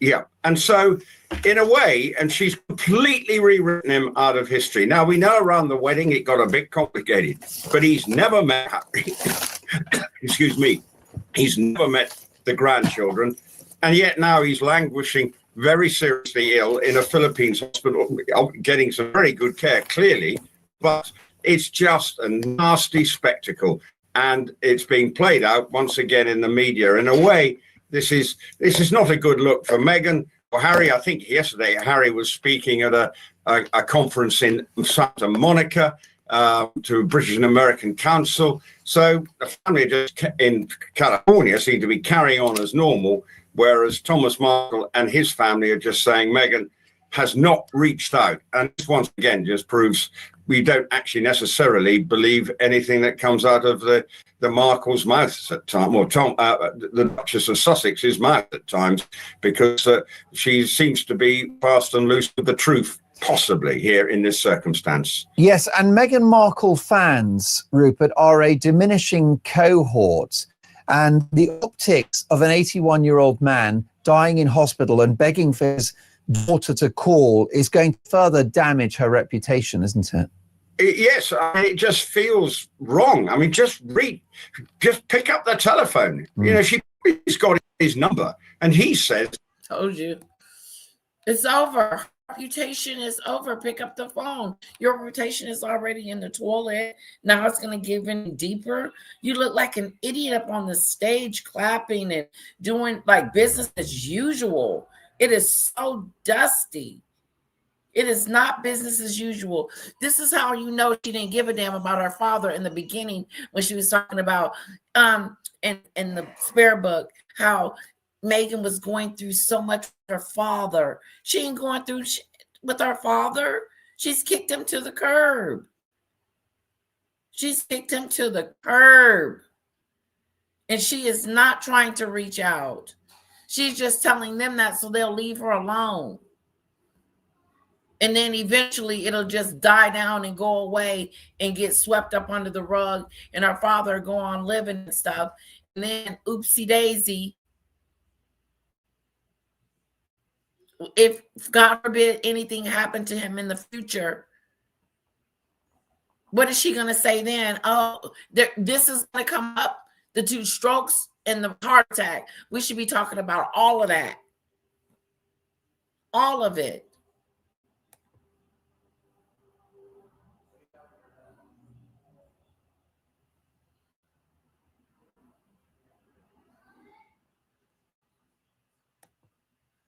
Thanks for that, KTS.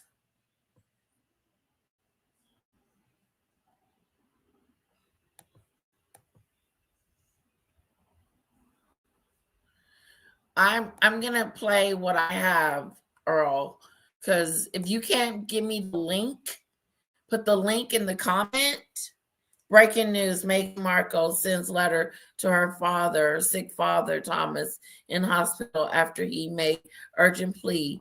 He did not want to die without her being So, Demon Dictator, are you saying there's a letter that he actually has in his hand? He has a letter?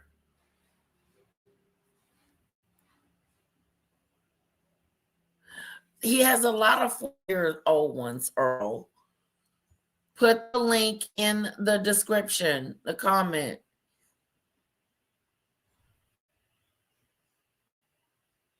Exactly, Doodoo Bird.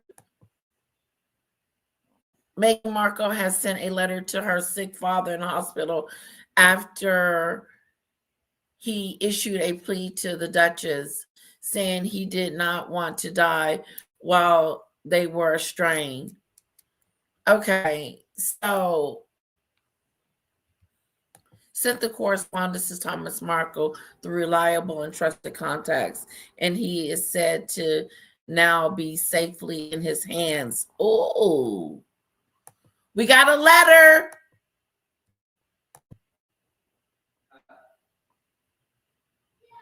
Demon Dictator, who is the source? We may have a letter, word on the curb.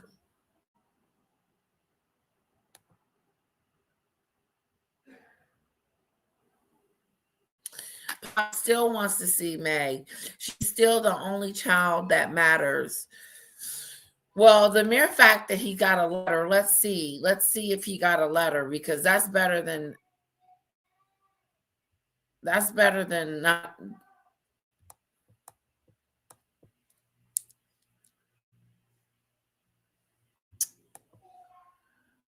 Whatever, Earl.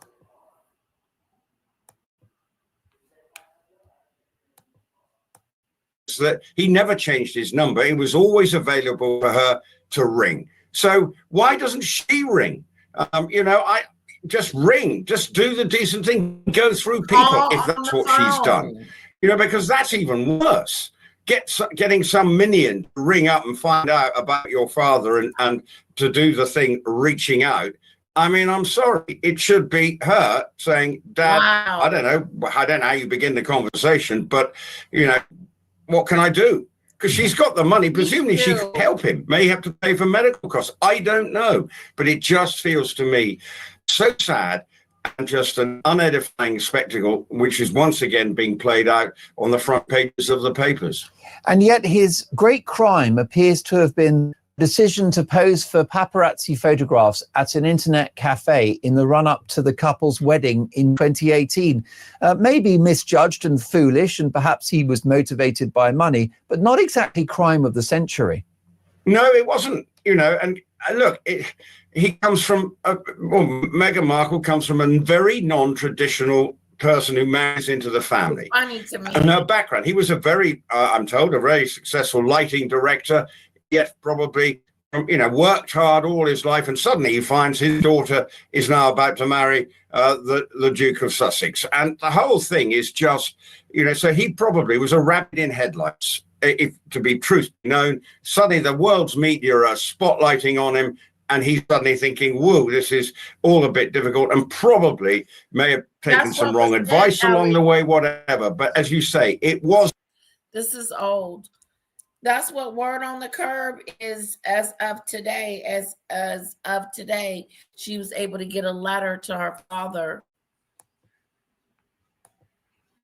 According to the Daily Mail.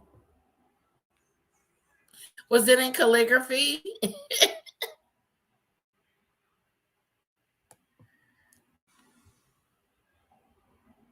Okay, so what you do is you click on the button that says share. There's a button when you click on, when you click in the video, there's a button in there that says share. Look for the share button, click on it, and then another screen is going to come up. And when that screen comes up, it's going to ask you, do you want to copy it? It's going to have a copy symbol or a copy or share. Hit the copy. Come over to the comment section and paste it. Can you do that? So you got to share, copy, and paste it in the comment section.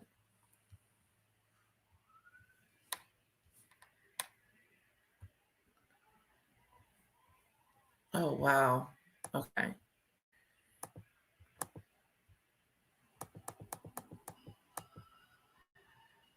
All right. All right. Let's get back to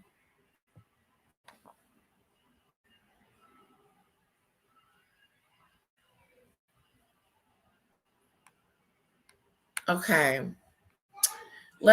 I want to read this article I was reading.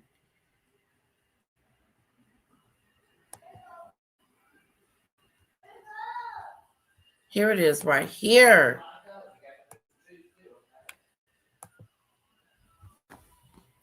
He says, I am determined to walk again, he said. I sometimes get a weird feeling that my leg is still there. We talked about that. He expressed deep gratitude to the medical team. In his Filipino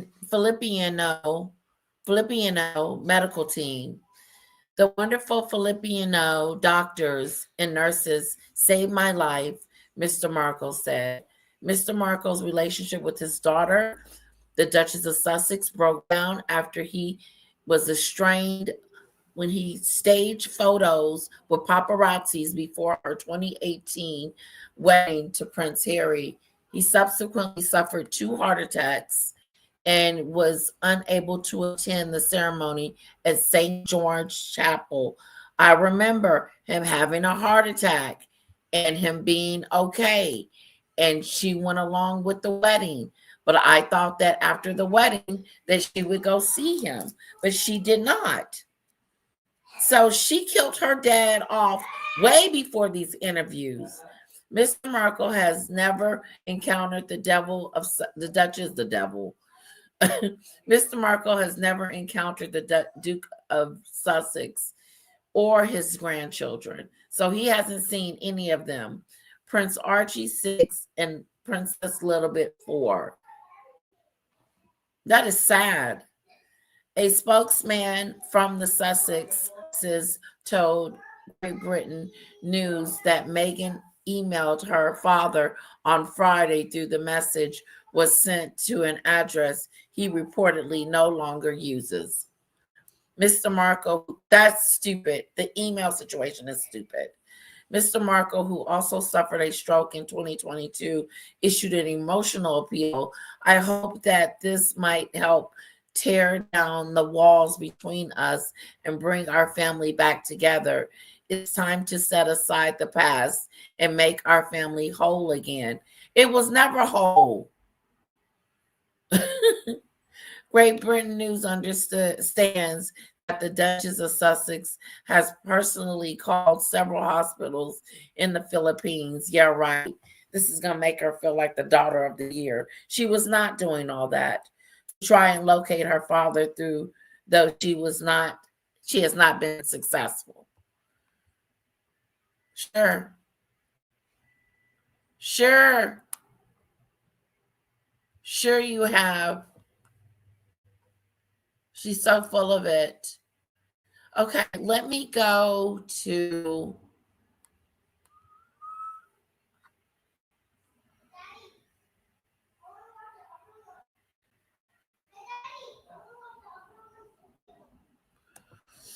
go here.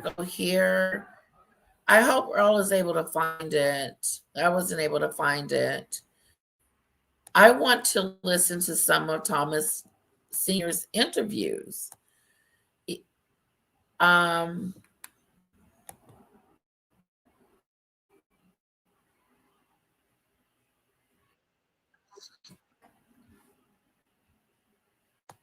really do. I wanted to see the interview. Thomas Markle gives first TV interview after royal wedding. Exclusive Meghan Markle's father, Thomas Markle, tells all. Thomas Markle's message for his daughter, Meghan. We're going to do a short one because it's getting late. What time is it?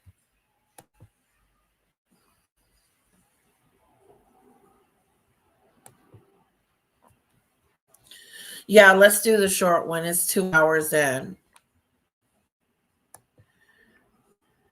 Thomas Markle breaks his silence. Meghan's father sat down for his first ever television interview with Piers Morgan, where he spilled secrets about This his is the one relationship with he's his trying to daughter find, and the her Piers prince. Morgan one. Let's now head to our London newsroom. Jake Wallace-Simons is there. Jake, what's going on overseas? Jesse, this was a world exclusive interview with DailyMail.com editor-at-large Piers Morgan. And Thomas Markle opened up about what it was like not to be able to walk his own daughter down the aisle. I was very upset that it wasn't me, but the whole world was watching my daughter. I was very happy about that. The unfortunate thing for me now is that I'm a footnote in one of the greatest moments in history, rather than the dad walking her down the aisle. So that upset me somewhat. How can I ask for a better replacement for Charles? I was thrilled to tears that he was doing that for me. She had a good video. What What was it about? Hello, Mr. Markle Heather. said that Prince Harry was easy to talk to, but he did feel the need to deliver a warning to the royal when he asked for his daughter's hand in marriage over the phone. Harry got on the phone with Meghan. They called me together, and Harry asked for her hand over the phone. And I said, you're a gentleman. Promise me you'll never raise your hand against my daughter. And of course, I give you my. Despite many conversations with the royals about not working with the press, Mr. Markle did stage those notorious paparazzi pictures. In the interview, he shared Meghan and Harry's reaction. I spoke to them both and I apologized. I realized it was a serious mistake, but hard to take it back. Here again, it was changed. It was to improve my look. I had been seen as a negative for an entire year. I just wanted to improve my look. It wasn't, and they were very forgiving. It wasn't that difficult. Both Harry and Meghan were very forgiving about it. Thomas Markle was paid a few £1,000s for the interview, but he said that he didn't do it for the money. Instead, he did it to set the record straight. And we understand that the royal family was not informed in advance of this interview. Jake Wallace-Simons, thank you.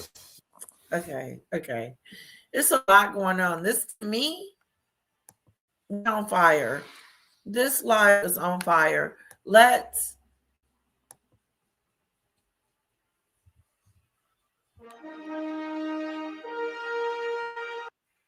Thomas Markle breaks his silence. Meghan's father sat down for his first ever television interview with Piers Morgan, where he spilled secrets about his relationship with his daughter and her prince. Let's now head to our London newsroom. Jake Wallace-Simons is there. Jake, what's going on overseas? Jesse, this was a world exclusive That's the interview, isn't it, Earl? There it is. And Thomas Markle opened up about what it was like not to Oh, be the able to walk his own Discord. daughter down Your the daughter aisle. has my phone. I was very upset that it wasn't me, but the whole world was watching my daughter. I was very happy about that. The unfortunate thing for me now is that I'm a footnote in one of the Hold great on, moments in Earl. history rather than the dad walking her down now. So that upsets me somewhat. How can I ask You for put a it in better the replacement Discord. for Charles? Can I you was get it out filled the with tears when Discord? he was doing that for me.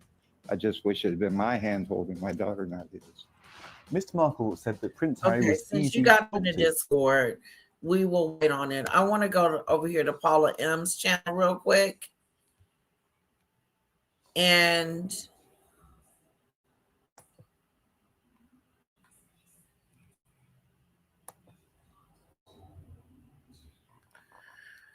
let's see. Oh, where is she at?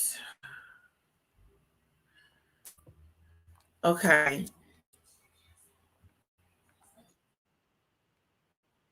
You will not fucking get within fucking 20 feet of my dad. I can promise you that. Netflix, you want a fucking special? 20 million. You'll get your fucking special. Locate, establish contact, provide assistance where needed. Those are some of the mandates of the U.S. Embassy staff to protect and serve the welfare of its U.S. citizens overseas. Mr. Markle's whereabouts were known. I want to get my He was phone. already receiving medical care, and he was with his medical proxy, Thomas Markle Jr. So there was zero need for U.S. Embassy staff or personnel to be dragged from their duties to serve as Meghan's bitch errand boys to intervene in what is literally a family squabble over who can contact Mr. Markle or who has control over Mr. Markle. So the U.S. Embassy staff basically went in and located Mr. Markle in order to update the list of who can have access to his personal information. This has huge ramifications because they just gave Mr. Markle's abuser access to more information. Have you ever heard of anybody doing that using government staff? Those are taxpayer dollars, and we're going to get into this because this is huge. A whistleblower from the embassy has contacted me and told me that this is the talk of the town because this is unheard of, just like everything with Meghan Markle is.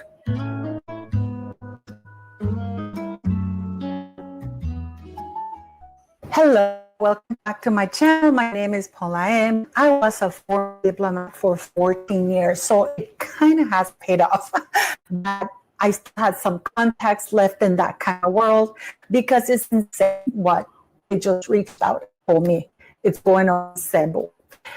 Please don't forget to click like, share, and subscribe. And of course, that is free. It's all the good stuff. And I want to say thank you for the PayPal donations and the super chats. You guys are amazing. You know that everything in this channel goes to the girls' shelters. It's so much appreciated. When a family member, friend, or member of Congress, United States, expresses concern about a U.S. citizen abroad, they can contact the U.S. Department of State Directorate of Overseas Citizens Services. And what they do is they serve as the middleman between the concerned parties in the United States and the consular posts abroad. Consular offices at the relevant embassy or consulate will attempt to locate, establish contact with citizen in question, and assist is needed. And then what they do also is the embassy staff often coordinate with local authorities, hospitals, and police, for example, to find the individual and check on their well-being, especially if the person is missing, a victim of a crime, or in distress, finding himself isolated without rest or any form of assistance abroad. This is very important because Mr. Mark was located, his whereabouts were known, he was already under proper medical care and in the company of his son, whom he gave medical property. So the services of the medicals of the embassy were not required. Meghan Markle has the means to fly to the Philippines to be with her father, but she chooses not to because she needed to have in writing that she would have complete control over Mr. Markle. That's what the U.S. Embassy staff was there at that hospital. They were not there to check on how Mr. Markle was doing. They were there to provide a direct contact between Meghan Markle, the abuser, and Mr. Markle, the victim. Ding, ding, ding, ding, ding, ding, ding. And they succeeded. Because Mr. Markle has unfortunately updated his list of people who can know about him and who can contact him, therefore bypassing Junior and making himself in the process more vulnerable and more of a prey. This is incredibly important, guys. Consular offices must adhere to privacy considerations while they can locate a citizen and assess their situation. They generally cannot disclose specific information about an adult citizen's welfare to third parties, including family back home. Crucial, without the citizen's written consent. Mission accomplished. That's what that embassy staff was there to do, and they walked away with it, which means that Meghan no longer needs to contact her father because she can get that information without ever having to talk to him. Isn't that something, guys? I'm going to show you why Meghan Markle needed desperately to get the U.S. personnel to go to the hospital, not to inquire about how her father was doing, but to get herself in the list of people who could get access to Mr. Markle's medical information. I'm going to show it to you right now. Are you sitting down? You will not fucking get within fucking 20 feet of my dad. I can promise you that. Netflix, you want a fucking special? 20 million. You'll get your fucking special. That's it. Nothing. Nobody will talk to my father without my fucking consent.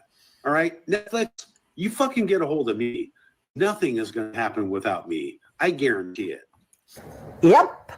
Because you see, Junior was the only one who had control and access to Mr. Markle. He was his only medical proxy, from what I was told. Which means now that the U.S. Embassy has gotten access, Meghan Markle can do whatever she wants. This is a woman who has maligned her father worldwide, has lied, has, in my very humble opinion, in my old standard definitions, been abusive towards her elderly father. And Mr. Markle, unfortunately, to his detriment, has granted her even more access. Why, Mr. Markle, you have allowed a viper to continue biting you because she's going to use your information to trash you. She's going to twist it around. Now Meghan Markle is preaching ethics. Meghan Markle, the most unethical and moral woman on earth, a completely confirmed liar, is preaching truth. If the citizen is found to be in distress, staff can provide a range of assistance, including helping. Okay, she's going in on all her information. While we're listening to Paula, Demon Dictator, can you just pop up for just a second to put that link in my private chat, please? My daughter has my phone and I can't get it. Hello, Heather. Hello. How's everybody? How you doing? What is Paula talking about? So Paula is talking about the letter. Megsy sent the letter, and I'm going to say this. So write this one down. I was wrong. I said Friday there would be a letter and something in the newspaper magazines. It came out today.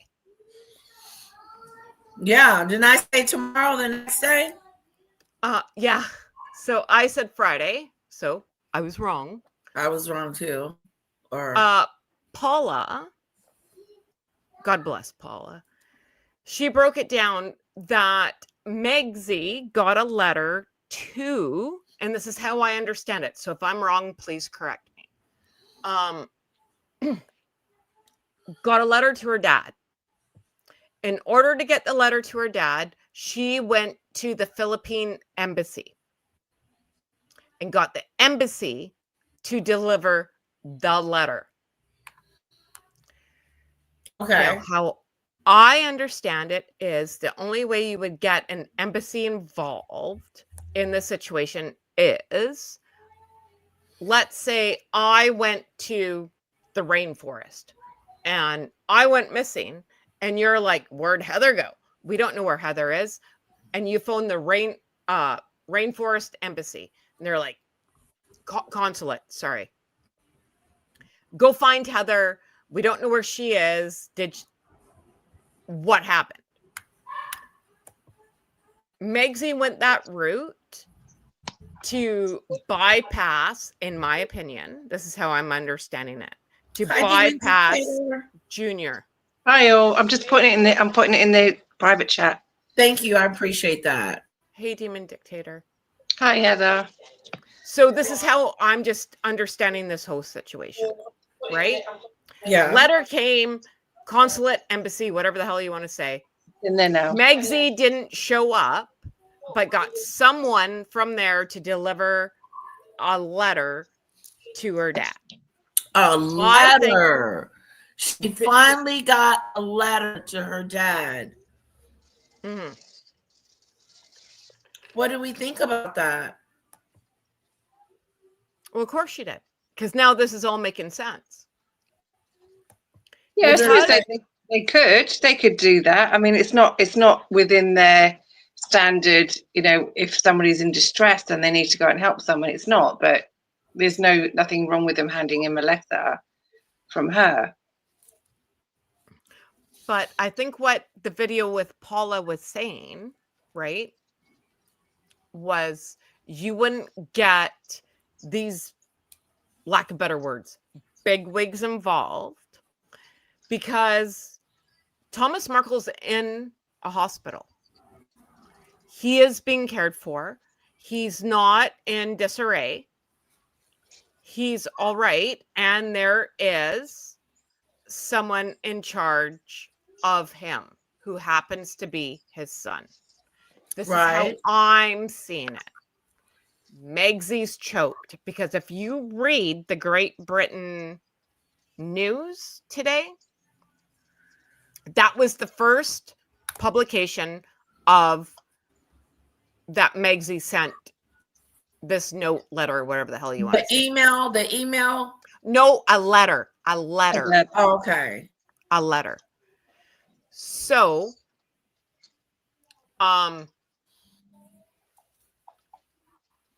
wait, I lost it. She's trying to bypass Junior. Of course. Of right? course. Yes. I would. Of course. Right? And now, because the embassy, consulate, whatever you want to say, is involved, Thomas Markle, from how I understand it, signed some stuff, and Megzy never has to go visit her dad, but because the consulate is involved, they are a third party to feed Meghan information about her dad. No, I understood it differently. What I understood was because she seems to have a third party person, whether it's the embassy or not, I don't know. She doesn't actually say who it is, but she got the embassy involved, and somebody delivered Thomas Markle Senior a letter. Thomas Markle Senior a letter. So Thomas Markle Senior gave permission for Meghan to be one of his next of kin or whoever, guardianship or whoever, and therefore she can now get his medical records and notes from the hospital privately between her and the hospital, and she can bypass Thomas Markle Jr. Right. So if that is the case, then that is Thomas Markle Sr.'s choice. It's got nothing to do with the embassy. That the embassy is just doing its job by going to see Thomas Markle Sr. They've asked him the question, do you want Meghan to be a next of kin or guardianship with your son? And he's said, yes, she can have access to my medical records and she can be my next of kin or my guardian. And therefore she can get access to his medical records and get updates and stuff like that. That's how I understood what. Yeah. What do No, you and I mean agree by with you. Maybe I don't guardian? explain Yeah. things properly. Yeah. So Yes, that is yes.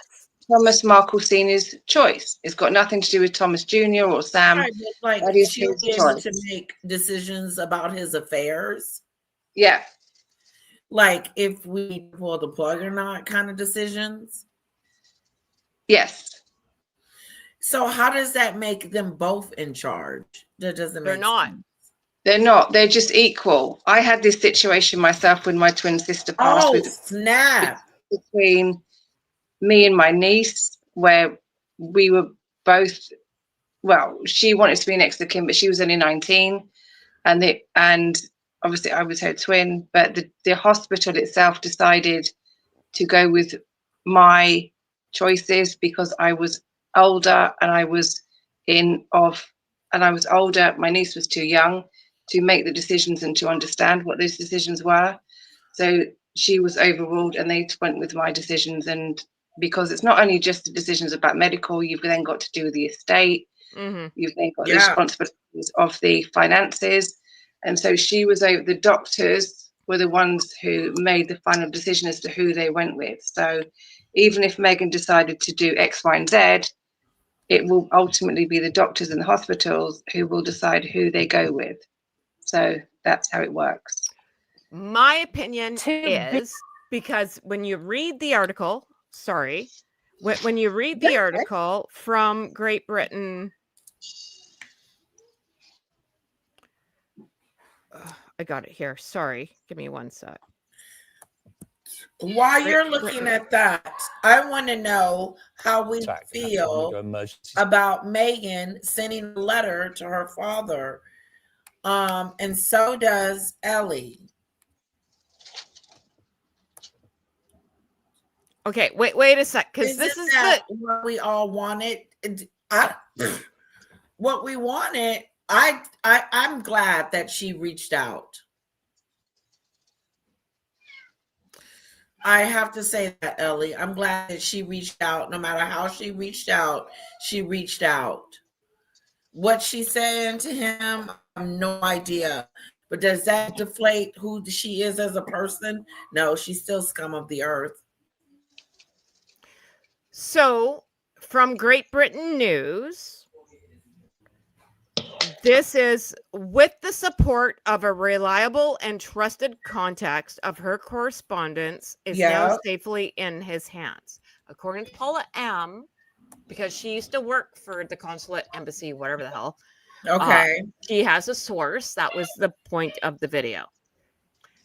Great Britain News understands that Thomas Markle has received a letter from his daughter.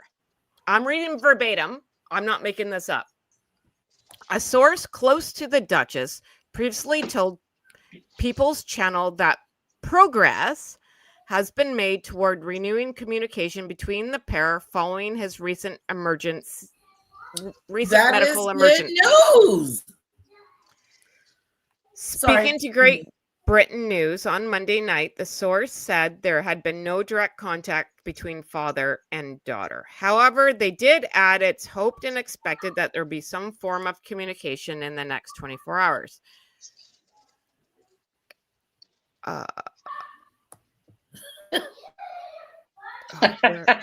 Maureen. Don't bother with the Royal Mail. Just get the embassy to do it for you. Right. But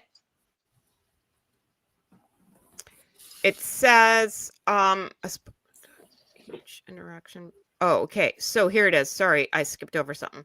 Meghan Markle has made direct contact with her ailing father, Thomas Markle. A spokesperson for Duchess of Sussex has told Great Britain News, given that the Daily Mail reporter has remained at his father's bedside throughout, broadcasting each interaction and breaching clear ethical boundaries, it has been exceedingly difficult for the Duchess to contact her father privately, despite the efforts over the past several days.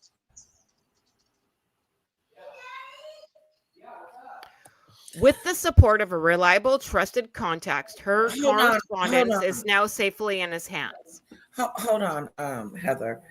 Ellie. Of course it's a PR stunt. Why wouldn't it be? Meghan she's very strategic. And she does things for many reasons. And one reason her contacting her dad is not because she give a damn about him. Let's be clear. She doesn't care. He's still dead to her just because she sent the letter. She was pressured, in my opinion, to do it. Pressured. Calling her every day. Did you reach out? Did you reach out? Are you reaching out? Are you reaching out? Reach out. Have you contacted your dad? The pressure was on. Otherwise, she wouldn't have made a move. I think this is all calculated. As usual. It was business as usual. She was posting things on her Instagram. Harry was going to his conferences and things. Nobody had stopped to check on dad. Oh, it took a week for the letter to get there, but it finally got there. But all I can say in her moment, it is a good thing. It is a good thing that she is connecting with her father. This is a plus. But that doesn't say that her character has changed. No, I don't hate her. I used to like her. I gave her the opportunity to show that I gave her all the way up until I think no one's asked me how I'm doing. No one's asked me how I'm doing. She had just got married to a prince and just had a baby, but she was talking about how lonely she was. This is that stupid stuff. No, I think Meghan did this for a PR stunt, and everything she does is PR. That's her middle name, PR, and everything else is whatever. But it does make her look a little human. Okay. A little human. I'm going to give my 2 cents. I think it does. Let me just make sure I'm clear on this. It does make her look a little human. I'm going to read this. A little human. I'm going to read this paragraph again. A spokesperson for the Duchess of Sussex has told Great Britain News, given that the Daily Mail reporter has remained at her father's bedside throughout, broadcasting each interaction and breaching clear ethical boundaries, it has been exceedingly difficult for the Duchess to contact her father privately, despite efforts over the last several days. What I'm reading is, and how I'm interpreting this is, there's someone beside my dad who works for a newspaper, and I can't get to him and tell him my BS if they're there reading it. I can't get through Junior because he's unhinged at this point and saying stuff. So how can I manipulate my dad in a vulnerable position when there's too many people around? Let me go to the bigger entity, consulate, whatever the frick you want to call it, and get them to go in because I'm still a duchess. She outranks everybody in that room. To me, this is manipulation at its finest. Yeah, manipulation. How can she just come in here and start taking over after 7 years? She hasn't been his caregiver. I agree. That's what I'm saying, though. But this is what I'm trying to say. We've talked about this for the last week. We were on here watching the Oprah interview. She said that man is, I lost my dad. Those were her exact words. We can all interpret that He's as dead. a man is 6 feet under, right? Wanted nothing to do with him for like 7-8 years. Now all of a sudden I need to get a note, but there's some girl there that I can't get around. Now this girl, this reporter, I know her last name's Graham. I can't remember her first name. She flew from LA. Thomas Markle called her and said, "Hey, I'm not having a great day. Can you get here?" She flew from LA. Now, I live in Canada. What the hell do I know about California? Whole lot of nothing, let me tell you that. But I know LA and Montecito are not that far apart. But this girl can get on a plane from Los Angeles to the Philippines and sit beside this man while he's having the worst time of his life. And his daughter can't. This girl took United Airlines, TSA, Air Canada, Air Philippines. I don't know how she got there. Coach, but she got her ass on a plane and went. His daughter, who could have gotten a private plane, got there a whole lot quicker. Went around asking if this story was true, and I don't know what to do, and I don't know who to phone, and I can't phone my dad. My pen broke. I don't know how to write a letter, blah, blah, blah. She made every excuse in the book. What I'm seeing is a jealous girl right now. Meghan Markle is 12 years old. There's another woman, and not Samantha Markle, because she doesn't give two shits about her. Sorry for swearing. It's this other broad that she does not like. She's in the way now. Now I have competition with her. Nope, he's actually my dad. I'm going to send a note. Dear Daddy, I love you. And that's all it's going to take to get this other broad out. What other girl? What other person? The reporter that's been sitting with him for the last 5 days. She really gives a shit. She doesn't care about her dad. She wished this would all go away and just move on with it. She's not thinking of her. That could be true.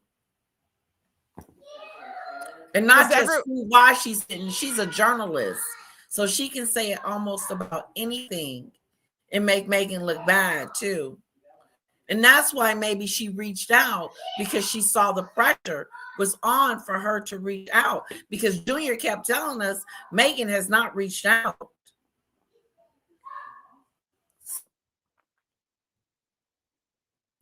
Yeah, You're no, right, and Heather. Debbie, That it's not could be- jealousy, it's control. Yes, I think it's a bunch. I think her It's back went up. strategic. She doesn't do things for just one reason. No, and I agree. I totally agree. When I say jealous, I think there is a little bit of. I think there's a lot to this soup, if you will. I think there is jealousy. I think there is control. I think that, you want to play this game? And I fully believe she's watched all of Junior's videos. We've watched the videos together. Ellie, It hasn't sorry. been nice. And she's This- going to be like, you want to play stupid games? You're going to win stupid prizes. That could be. I feel Junior is now out. Because no matter what. That would piss me off if I was Junior, because I'm his caregiver.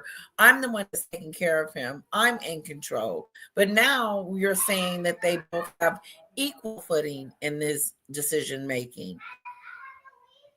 I think she has the upper hand because she's the Duchess. Like it or lump it. I make fun of her all the time. I agree with that too. I agree. But she has the upper hand. And then Junior's kind of offhand. Junior knows anyone at an embassy or whatever the hell it's called? No, he doesn't. No, he doesn't. But he can call just like she can. And if she and him walked into a hospital right now, who do you think the doctors are going to talk to? If her and Harry walk through that hospital right now, that's a good question. Who do you think the doctors are going to talk to? Royalty or some other guy? Good question. Good question. That's a good theory. Very good theory. Sometimes people need to hit rock bottom before they get it. But Junior obviously, Wait, I want to respond to another comment you said earlier, Ellie. Debbie, I am not a fan of Meghan at all, but holy cow, some people are just never happy regardless of someone's actions. In a sense, you can be both at the same time, because after someone has shown you who they are, then what are you to think unless they have a continuancy of change and an accountability for their behavior? Meghan hasn't been accountable for the things that she has done. And until then, I'm going to have that thought about her, that I'm not feeling this is of course a PR stunt, or this is that and this is that. I'm going to be skeptical of it all. But like Mary Lou said, good for Meghan, good for the father to get a note from her, because now maybe he can be happy about it. But does that change the way I feel about Meghan? Hell no. She's a Jezebel. I feel we're watching another like this is a hurricane. Yeah, it is. Like I can't keep up. Right? Like it's just like, oh my God, what is happening? Right? Like this is it's a story within a story. This is like Days of Our Lives when Marlena got possessed by the devil. Yeah. Which was a great freaking time, by the way. Yeah. But this is what it's it's like 1993 all over freaking again, or It's whatever year. So much going on. What you were just saying was just good about the jealousy, about I'm in control now, I can do this, especially now that she found out she can be in control. That's her middle name. Her first name is Control. She wanted to control the monarchy. She wanted to change the monarchy. She wanted things to go her way. She thought she was supposed to be equal to her and Catherine and William. Yeah. I do believe Demon Dictator, are you still here? I can't see you. She left. Oh, she left. All right. The press. I do think it is a lot of things. If Meghan's not in control, she can't spin the narrative.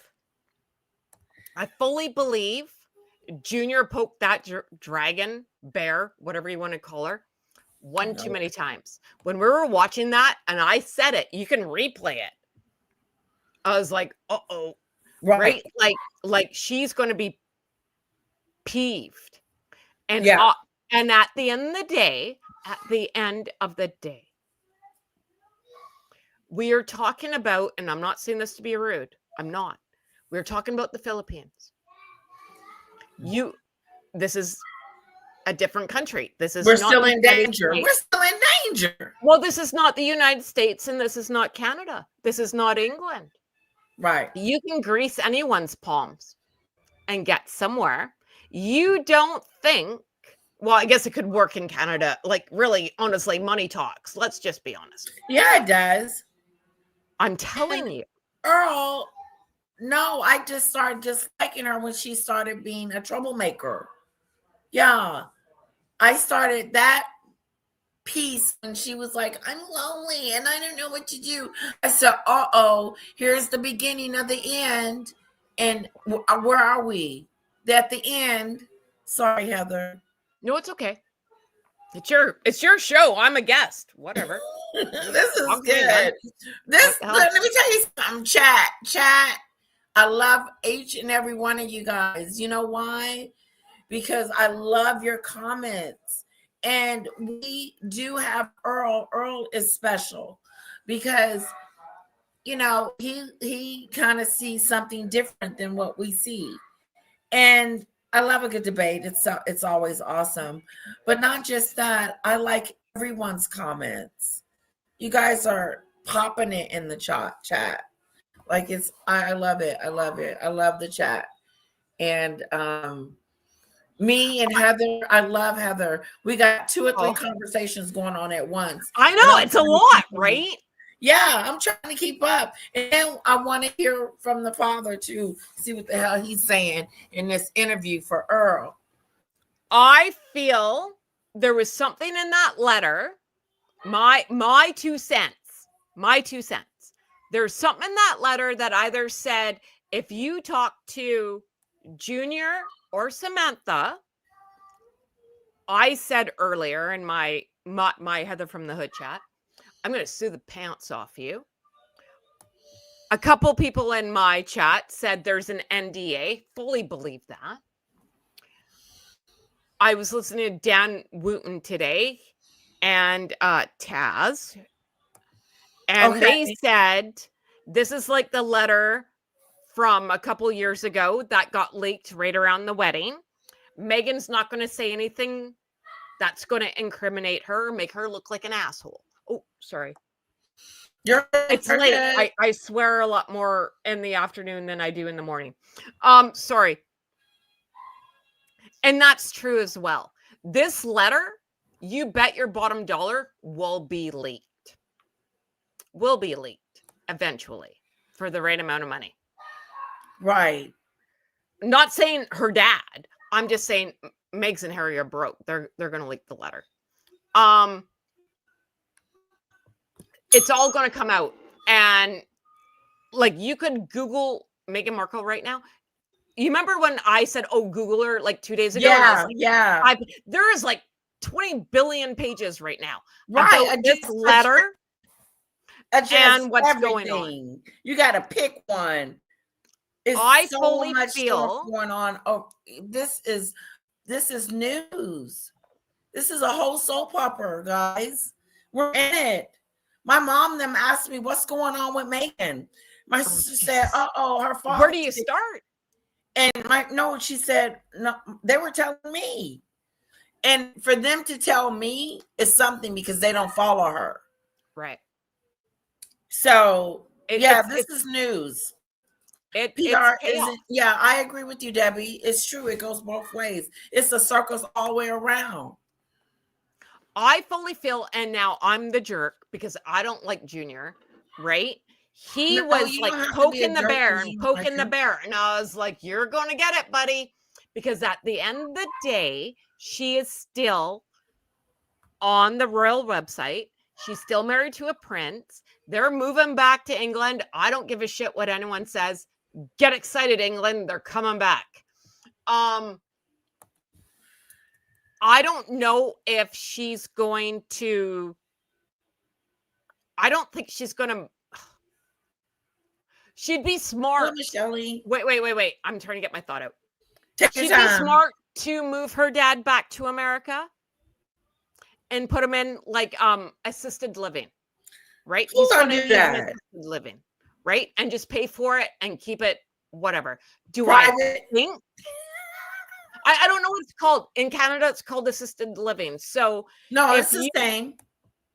If you are over 65, which is a senior here in Canada, you can go into like an apartment building. You get your own space. There's like a community space, but there's also like nurses or people with first aid on hand. That would be smart right now for Meghan and Harry to pay for her dad. Do I think it's going to happen? Hell no. Meghan ain't giving him a dime. If she gave anything, she would have been and gave it to him. She's not giving him any money. You know, Junior begging for money and needs money. She knows Junior's taking care of her father, and she over there living in a mansion.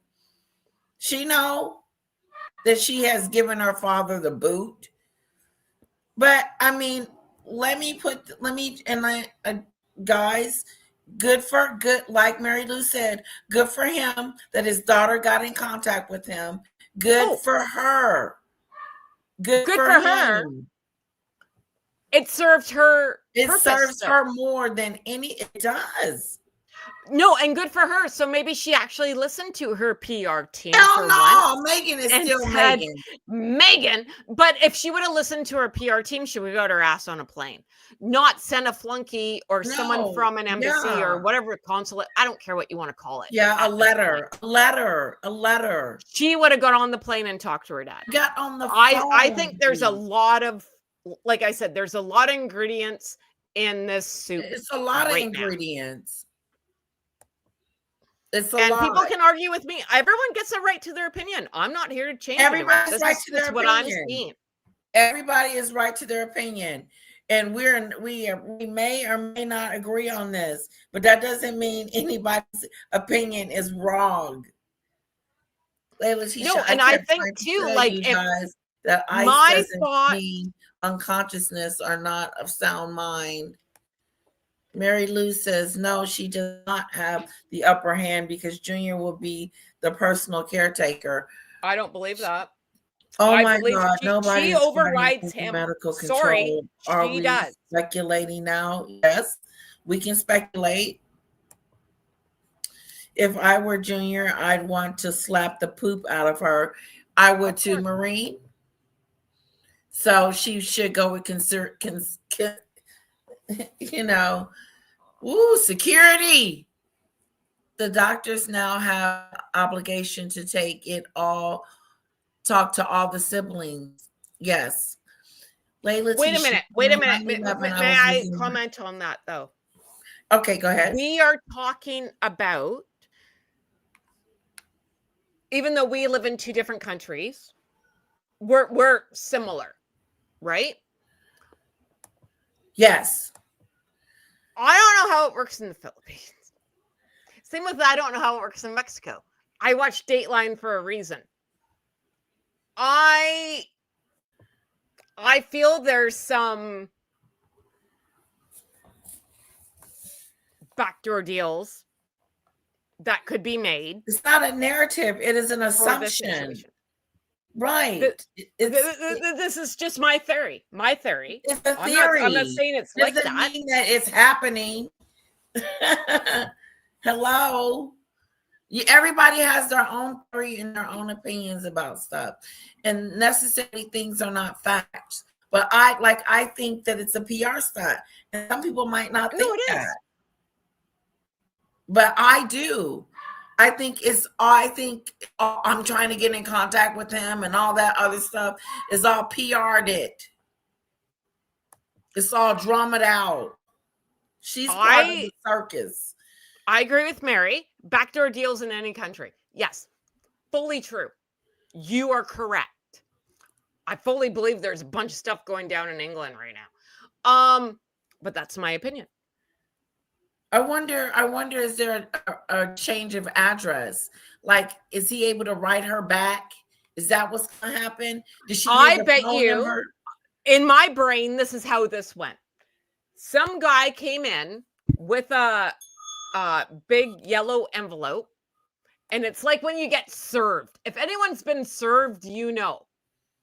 Am I the only one that's ever been served before? Like the people are coming.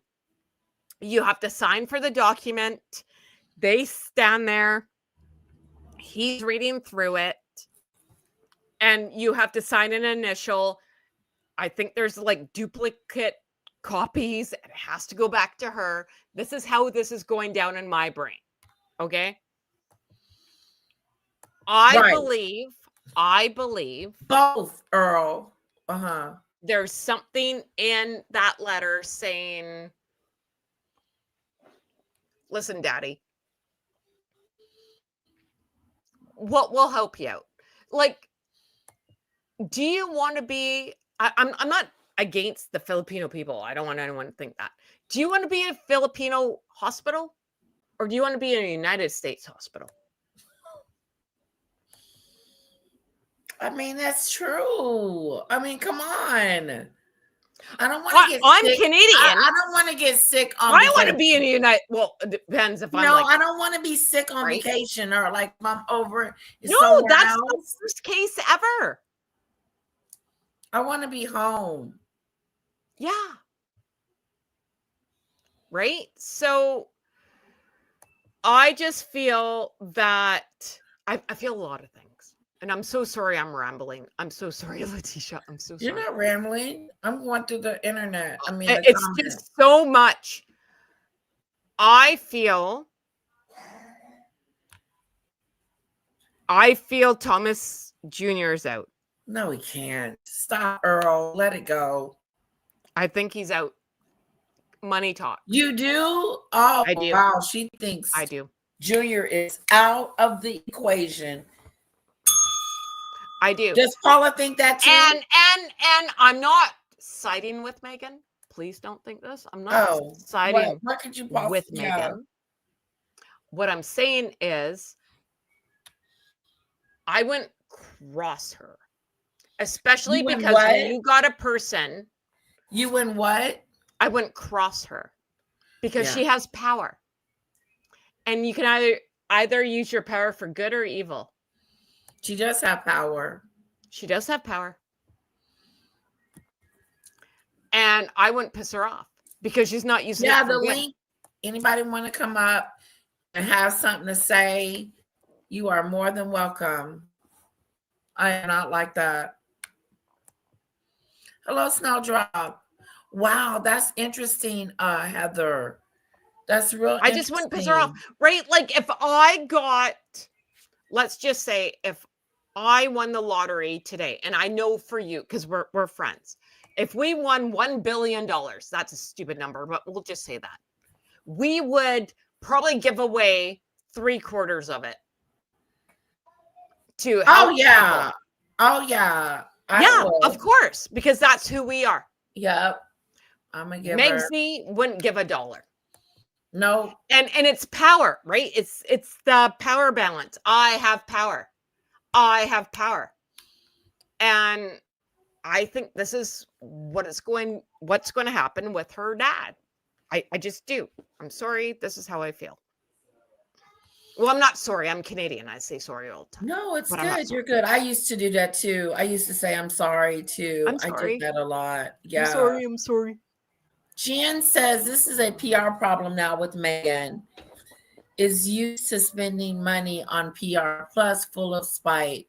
So it's to her benefit to take fiscal responsibility for her dad and put SR in assistant living, thus decreasing the need for Junior. Oh, yeah, right. She's not going to help out like that. She's just getting a letter to shut us up. That's look at that, Heather, to get us to shut up, to calm the media down, to calm everybody down, and to nothing to see here. There is. I don't want anyone to take what I'm saying for like assisted living differently. I'm not saying put them in like an asylum. I'm just saying like it's just different terminology in different countries. My right? mom like, lives in assisted living. I know, and people like it. There's bingo on Wednesdays. They have cribs. They got like like they're living their best class. life. I say sign them up. She's in an active class, acting. Oh yeah, acting, and then they have like shoot, step she class loves where and she listen to the lives. oldies with Richard Simmons. Yeah, no, and people come in and sing and play the piano, and it's great. Like I want to live. They got a swimming pool, and they have people exercise, and they have program. My swimming pool. My mom loves her mom is assisted in a good living. place then, eh? She does. It keep going up in price though. Yeah, I bet.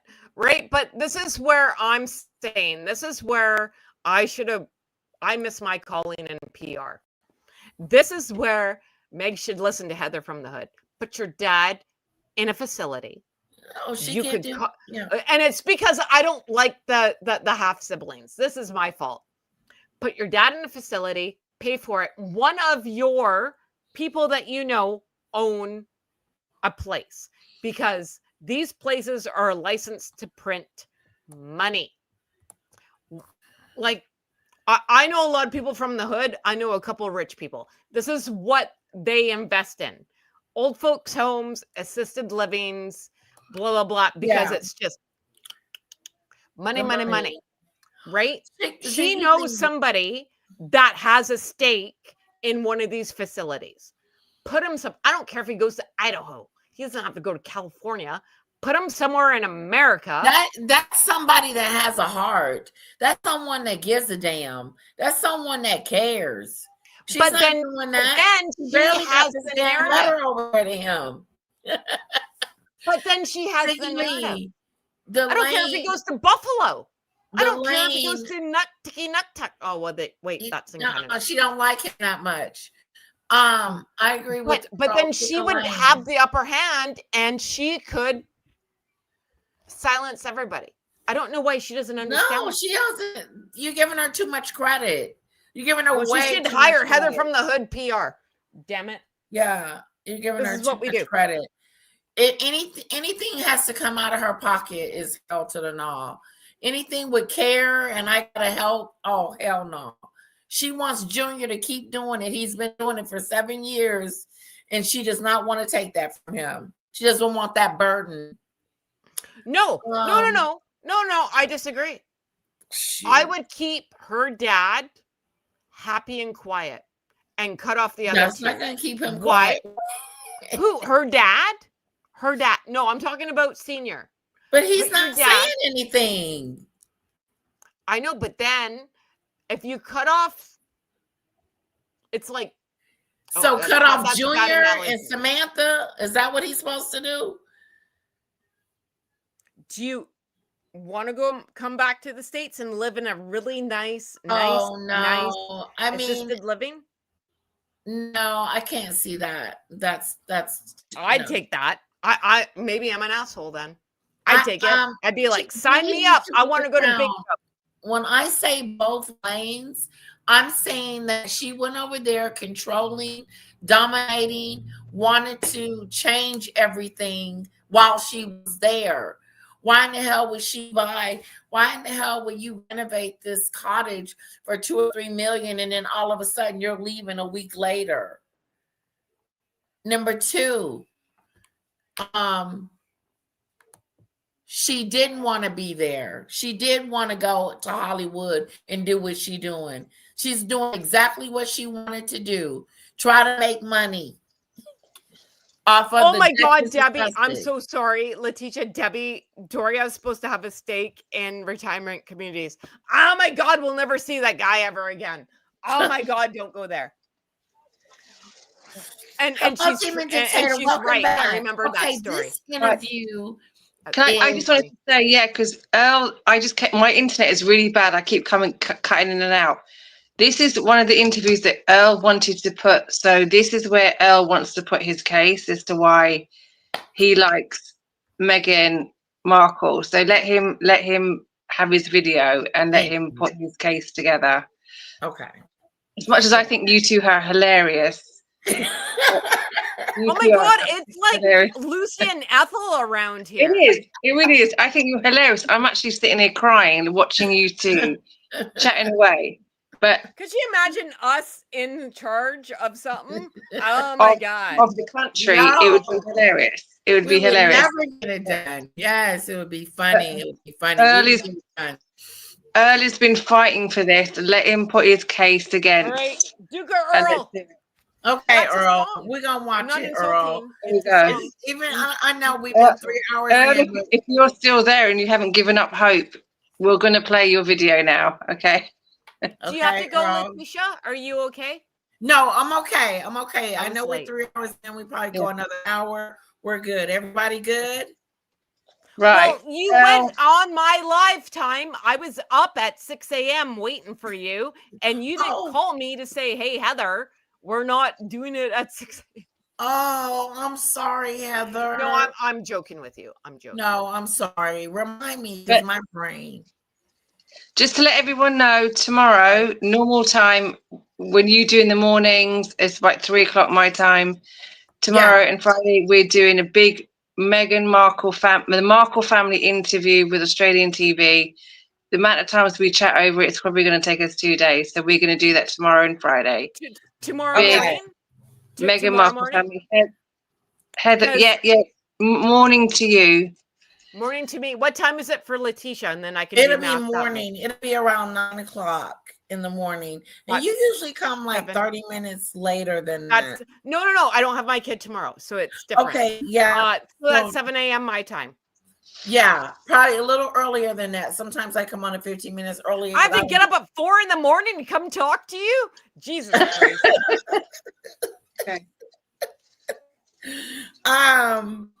Yes, she's going back to school tomorrow. Yeah. So let's get started. I'm gonna hit play. Okay. So that's what we're doing tomorrow and Thursday. Earl, if you haven't left and you've given up, here's your video. There we go. Okay. Here's your video. Meghan Markle last month. One person who wasn't there to witness the royal wedding was Meghan's father. Well, Thomas Markle had been expected to walk his daughter down the aisle on her big day.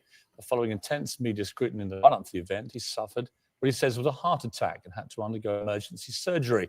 So he wasn't able to travel from the United States to Windsor. Well, now, in his first ever television interview, we can speak to Thomas Markle, who's live from California in the United States. Good morning to you, Mr. Markle.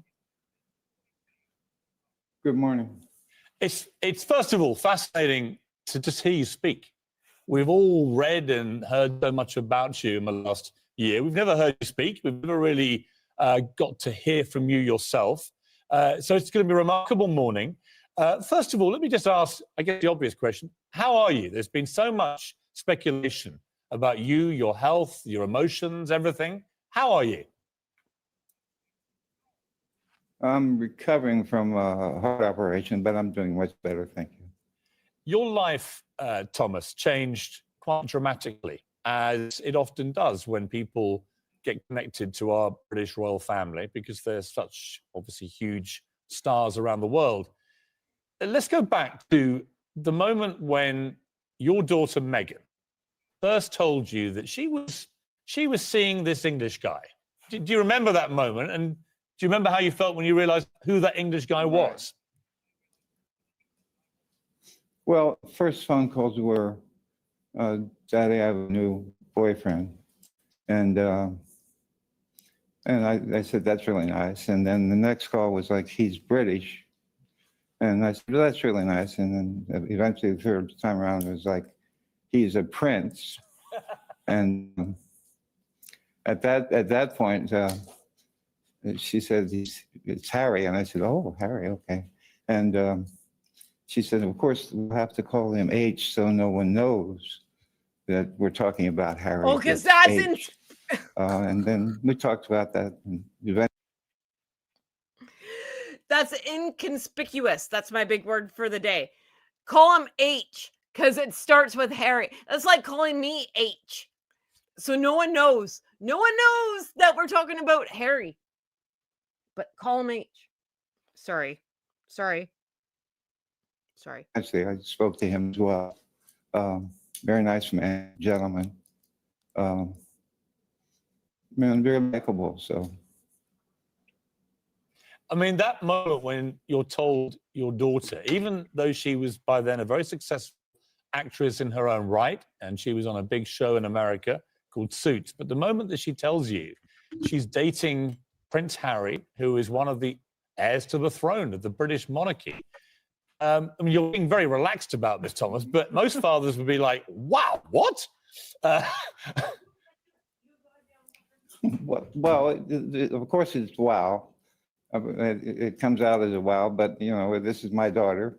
My daughter's certainly a prize for him as well. So I don't have, yeah, he's great. He's an interesting guy. He's a prince, but my daughter's been a princess since the day she was born. I don't have a problem with that. So Very often, of course, when there's someone special in your life and you want to introduce them to your father. But have you actually ever sat down with Prince Harry, or has your contact with him only ever been over the phone? it's been over the phone, always over the phone. We have yet to see each other face to face. We've had interesting conversations on the phone. He's a smart guy. His politics are a little long. We talked a few times about Donald Trump and Brexit, things like that. And he's an interesting guy. Earl, if you're here. I forgot what I said, but anyway, Ellie, no, I don't think Earl is saying he does. He's in love with Meghan. He loves Meghan, and that's okay. He can love Meghan all he wants to. Go right ahead. Go right ahead. But Earl, answer this question. Why haven't they met in person yet?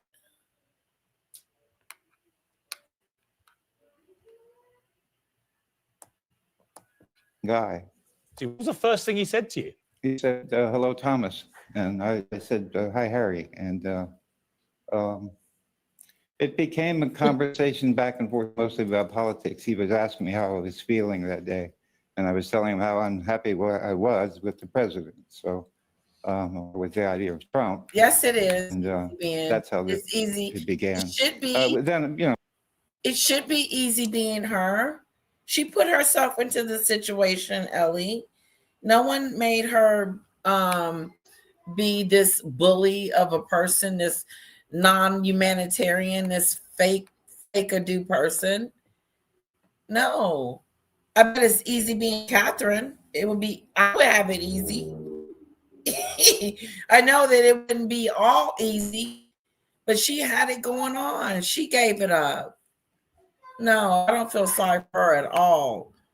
And until she take accountability for the BS that she's done too, no, I don't. We talked a little bit about how they met and how happy they were with each other, and that was pretty much it for the first conversation. Do you remember when that first conversation was? Yeah, I can't give you a date. No, it was certainly a few months or so before the announcement of an engagement. And did he sound nervous when he spoke to you? Or were you nervous when you spoke to him? No. No, actually, he's quite easy to talk to. He's a very comfortable person to talk to. I wasn't nervous. We're 5,000, 10,000 miles apart. It's hard to be nervous for somebody talking to him. Stepped away. As the relationship progressed, obviously Honey, Meghan's been married before, she's been divorced. As her father, you've been through that first marriage. I would imagine you would have just been a little bit cautious for her that this time round, if it was going to head that way, that she made the right decision, I guess. When did you think that maybe, just maybe, she was going to get married again? That came a few months later, or even later than that. I'm not sure exactly when, but my daughter is very intelligent. She knows how to choose who she wants to be with. He does, very soft spoken. She's a smart girl. And she made a good pick, didn't she? So. Well, we like to think so, Mr. Markle. Yes, we like to think so. But I rather like your line that, she's always been your princess. I've had the good fortune of meeting Meghan, actually, and she's a very impressive woman in many ways. And she was before she met Harry. And they do seem perfectly well suited. When was the moment that you discovered that they were going to get married? Did Harry ring you and ask for permission? Actually, Meghan told me first, and at that time, then a few times after that, Harry got on the phone with Meghan. They called me together, and Harry asked for her hand over the phone, and I said, "You're a gentleman. Promise me you'll never raise your hand against my daughter." And of course, I give you my permission. You should have said, "Let's meet first.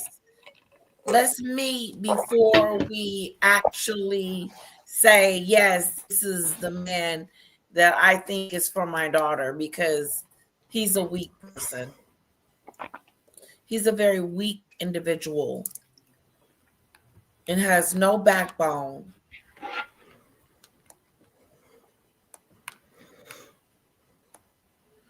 Yeah, because your daughter dominated him, took complete control over his mind. Now Harry don't know if he's going left or right. Coming or going? Coming or going. I mean, that's quite a moment. You're giving permission to Prince Harry of the British royal family to marry your daughter. Did you have any concerns then, Thomas, that Meghan may not have realized entirely what she was getting into, that even though she was quite famous in her own right, that if you marry into the royals, you become this kind of, as we've seen, this kind of global superstar. That's okay. Well, at the time, I didn't realize that. I'm not even sure This she is realized right that. I'm sure it's very after the complicated. wedding, like The couple days? royals are very Oh, okay. complicated. It's a whole different lifestyle. But I think she can always rise to that occasion. My daughter's capable of anything, and she'll certainly be a compliment to the royal family. How? Oh, Did hell you no. have any idea at that What? stage? Whoa, hold the hell up. Stop the press. Stop the madness. She was a menace to society for the royal family. She tried to bring the monarch down. What are you saying? Your daughter is not that person. She is not the help person that Harry thought that he was meeting. No, he did not marry a Catherine, that's for sure. What it Yeah. would mean for the rest of your family? How much attention there I would had be on no all idea. of you? No. I had no idea. Has it been, Thomas, not just for you, but for everyone around Meghan in her very extended family? Has it been a hell of a shock, really, to sort of have all your lives thrown up in the air by this? Yeah, pretty much. He doesn't have a spine. It's like you said, you announced that I was the greatest father in the world, or best known father in the world now. But having the press at my door and everywhere I go, Easily, Debbie. yeah, that kind of becomes an They could have invasion. easily made an arrangements to go meet her father. But her lazy ass, I don't know if she was being lazy or she just didn't want him to meet her father. She was never planning on them meeting. I have a comment. Yeah. The reason why, like in school, excuse me. This hurts me to watch. And I know I'm soulless. I fully understand this. I It am hurts me to watch, I am too. the frozen queen for a reason. It's heartbreaking. It's heartbreaking, and it's again, I call it hurricanes. This is hurricanes again. She's hurting him, he's hurting her. I will say something about this. I don't know how is he hurting her by doing this interview that's praising her, making her look Because good. and here it goes again. Everyone's going to be Because- like, Heather, you have mental health Wait a issues. minute, Heather, because I know he's not making her look bad. She's making her he's own self look speaking out bad. against his kid. Huh? He's speaking out against his kid. No, he's not. He is. He's doing an interview. He's doing an interview. I don't want anyone, like, everyone can have their opinion. I don't care. No, he's not speaking out Here's the against deal. her.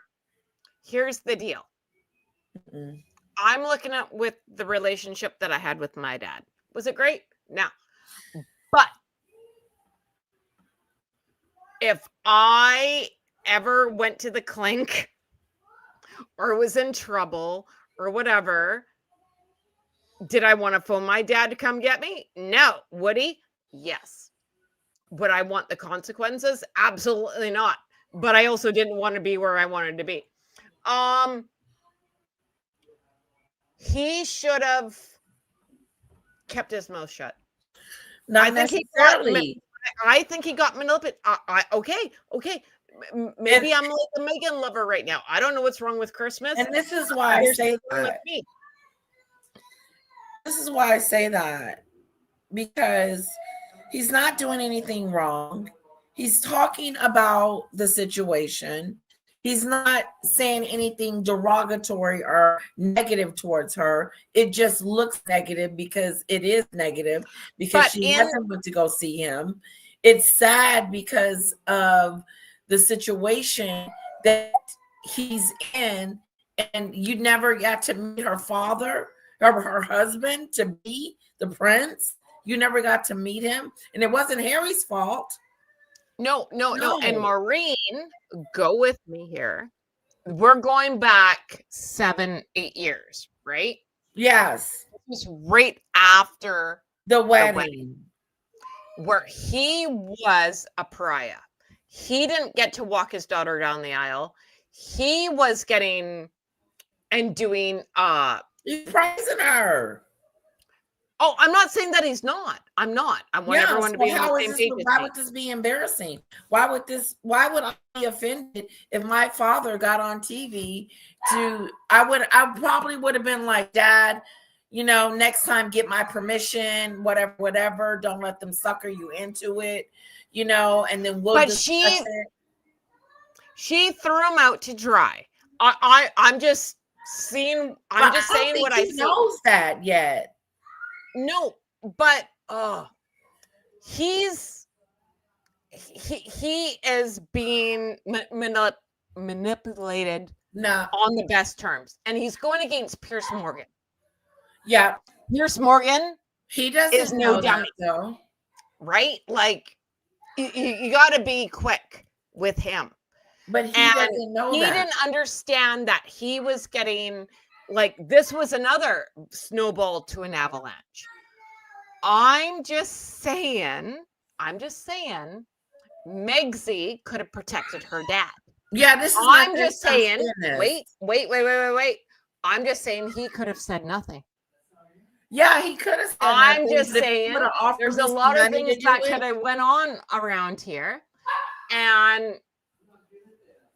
If they had offered me to do it, I would have told them, and to pay me to do it, I would have did it for a financial gain. Yes, no, I wouldn't have. There's no amount of money that you could give me right now to go against my 3 kids. And I don't think absolutely not. I'll do it for free. I'll talk about my kids all day long, but you don't got to pay me. Absolutely. And I wouldn't do it on national television. That's kitchen table talk. See, you want to know about my kids? Doing this to attack her. He's not doing this interview to attack her. Not this. No, it is. It is an attack, though. No, it is. Yes, it is. How? It is. And he's because you have to go back 8 years ago. I am going back 7 years ago. I'm there.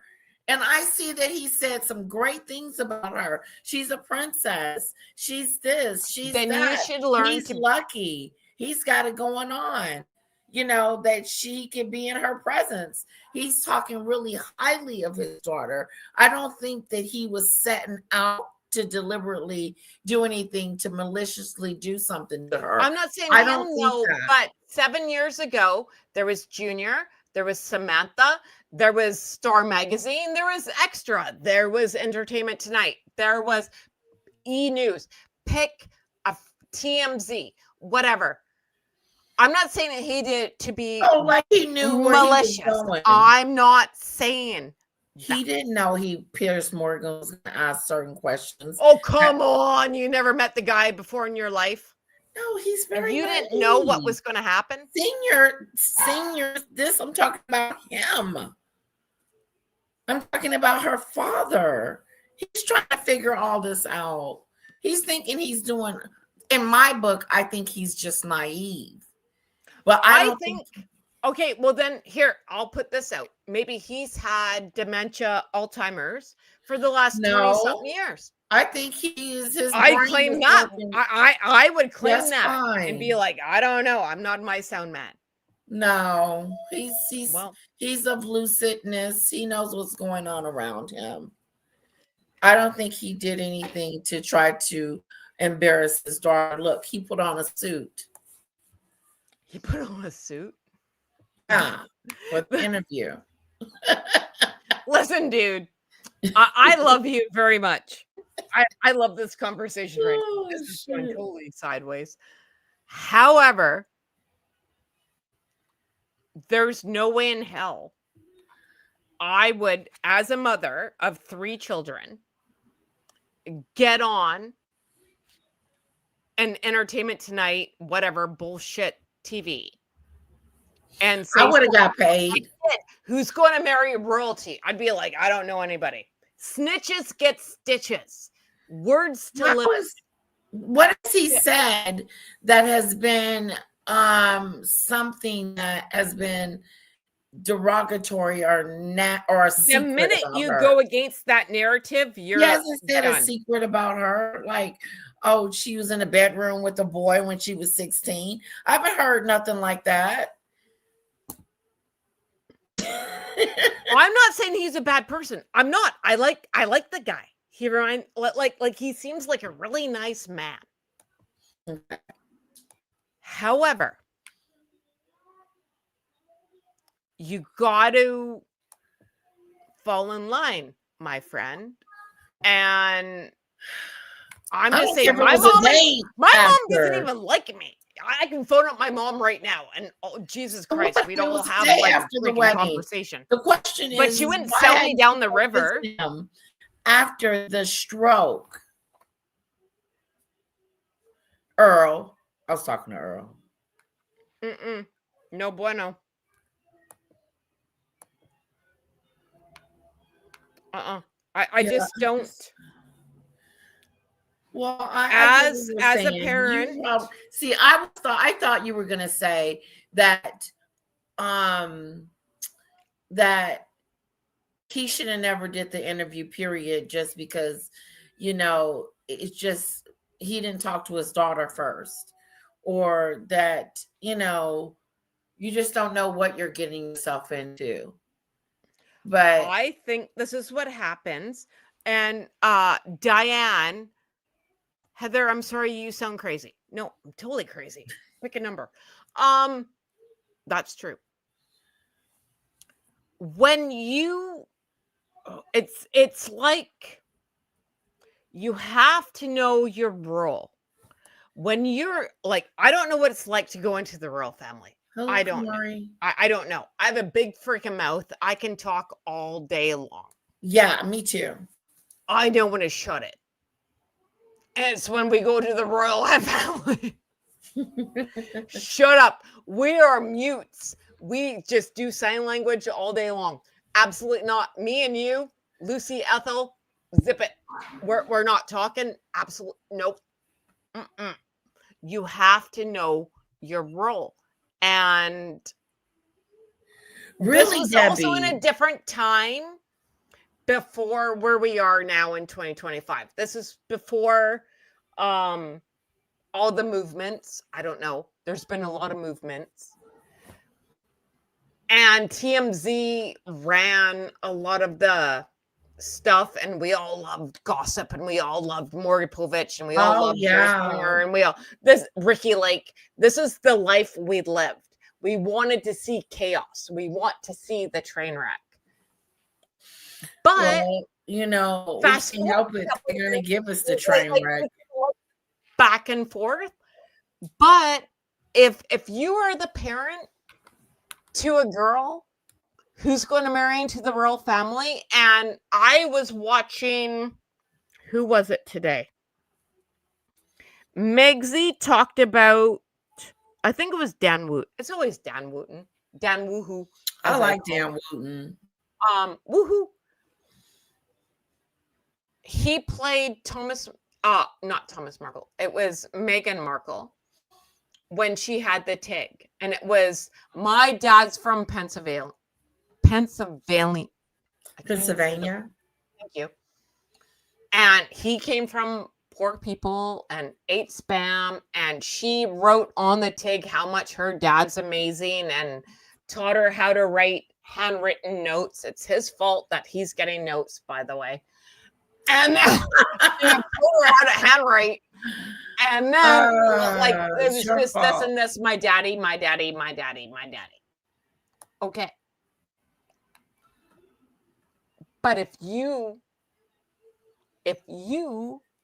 planted the seed and watered the seed and bred the seed, you should know the seed's going to come for you at the end of the day. Okay. Feed Me, Seymour.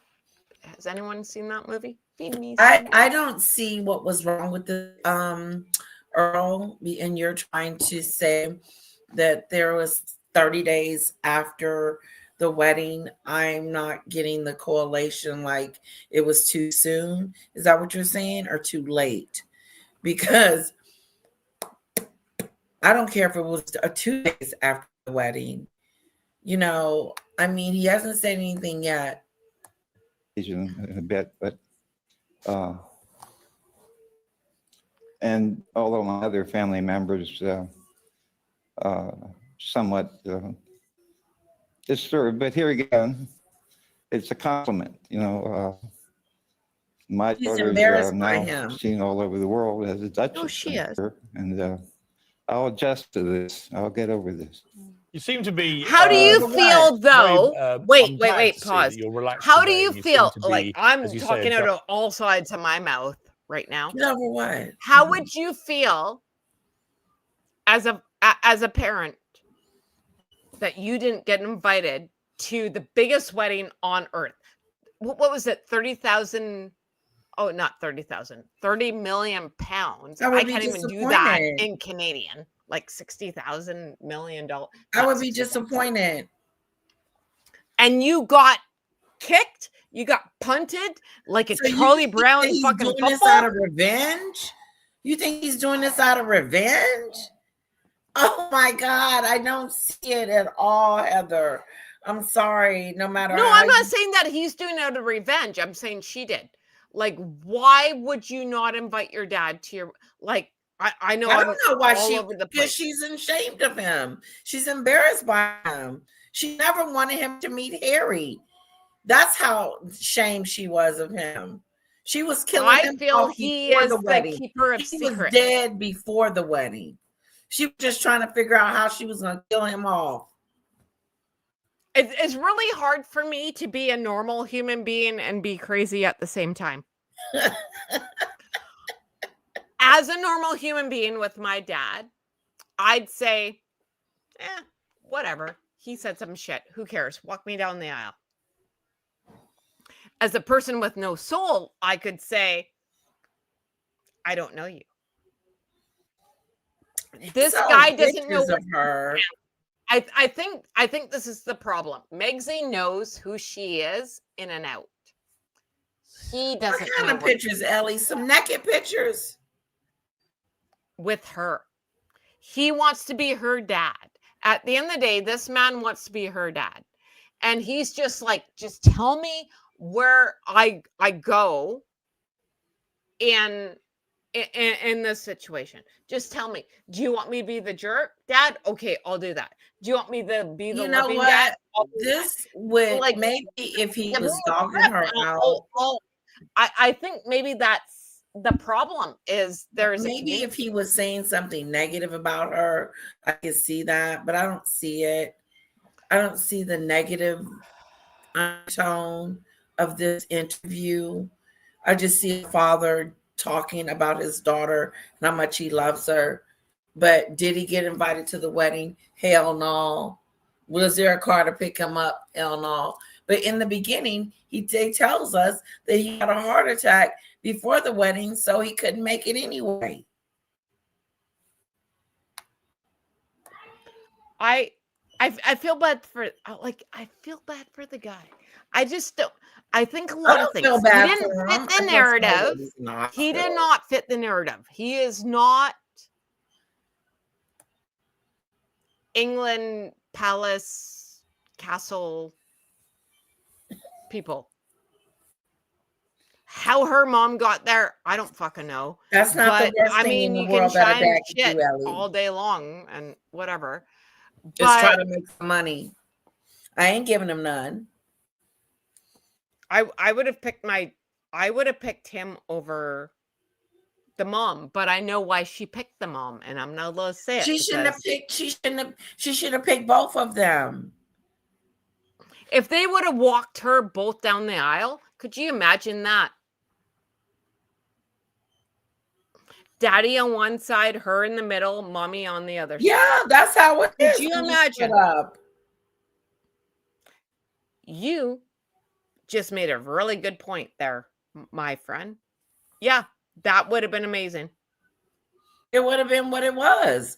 We're not together. We're separate. When she walked the daddy down the aisle, he had his seat and not next to the mama. Mama got her seat. It is what it is. It's not that difficult. Could you imagine Heather from the Hood's family if I married? You should see our- mine. Oh my God. We put the fun in dysfunction all day. And let me tell you, I've been married a couple times, and I have the same conversation with my mom's side of the family. No, he was never invited to the Friggin' wedding. be on your best behavior, otherwise Heather's going to kick some ass. And everyone's always good. It's always fun. You do the YMCA, things are great. Ooh. Maybe the Royals don't know how to do the YMCA. I think that's YMCA. and Bob Seger, old time rock and roll. You have to, and the chicken dance, always the chicken dance. I think that they don't. I think they need to know how to dance, and everything will be fine.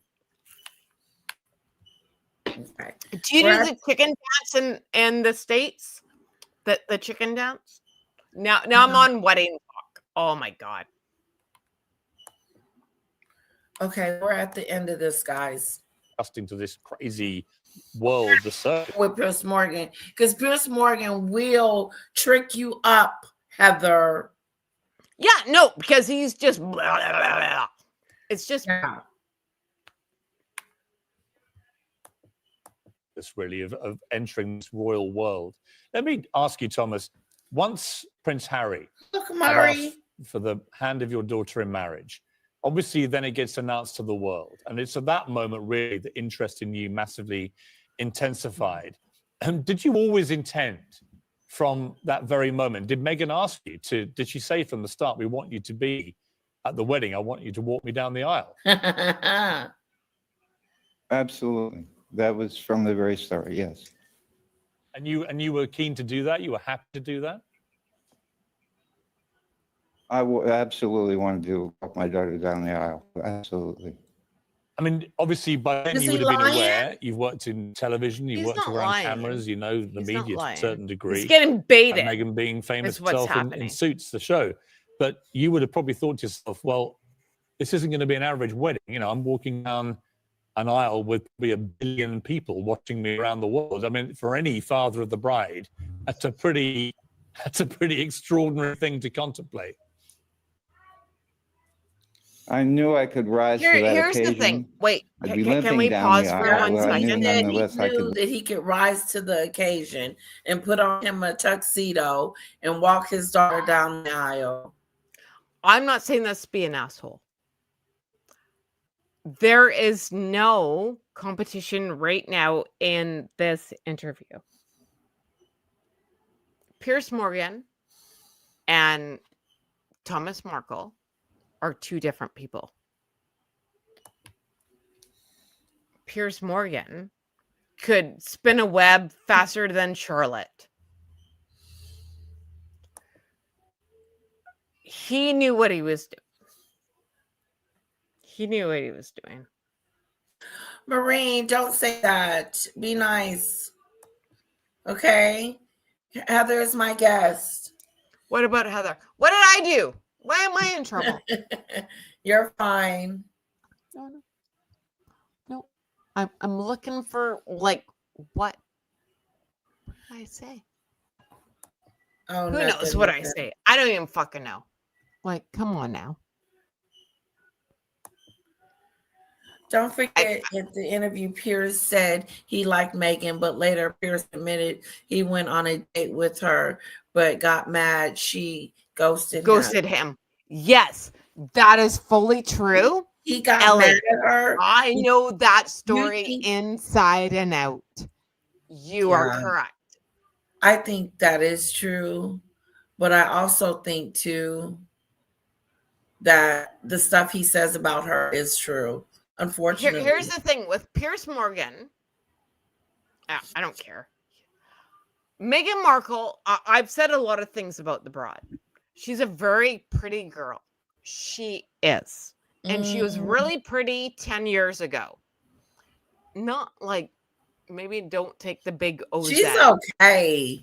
No, She's but not like like, when her and Harry got married, oh no, she was a pretty girl. She really was. She really was. What changed? Ozempic. Yeah.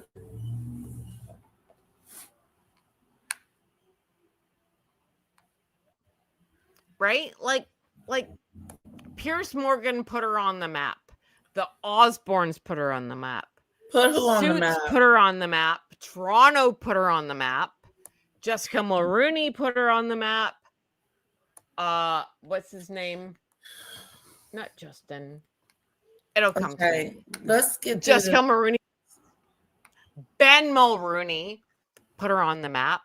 Like she drifted off. She grifted off Canada. Grifted off the UK because Canada and the UK are together, not to pick on the States, but like we work together as one, right?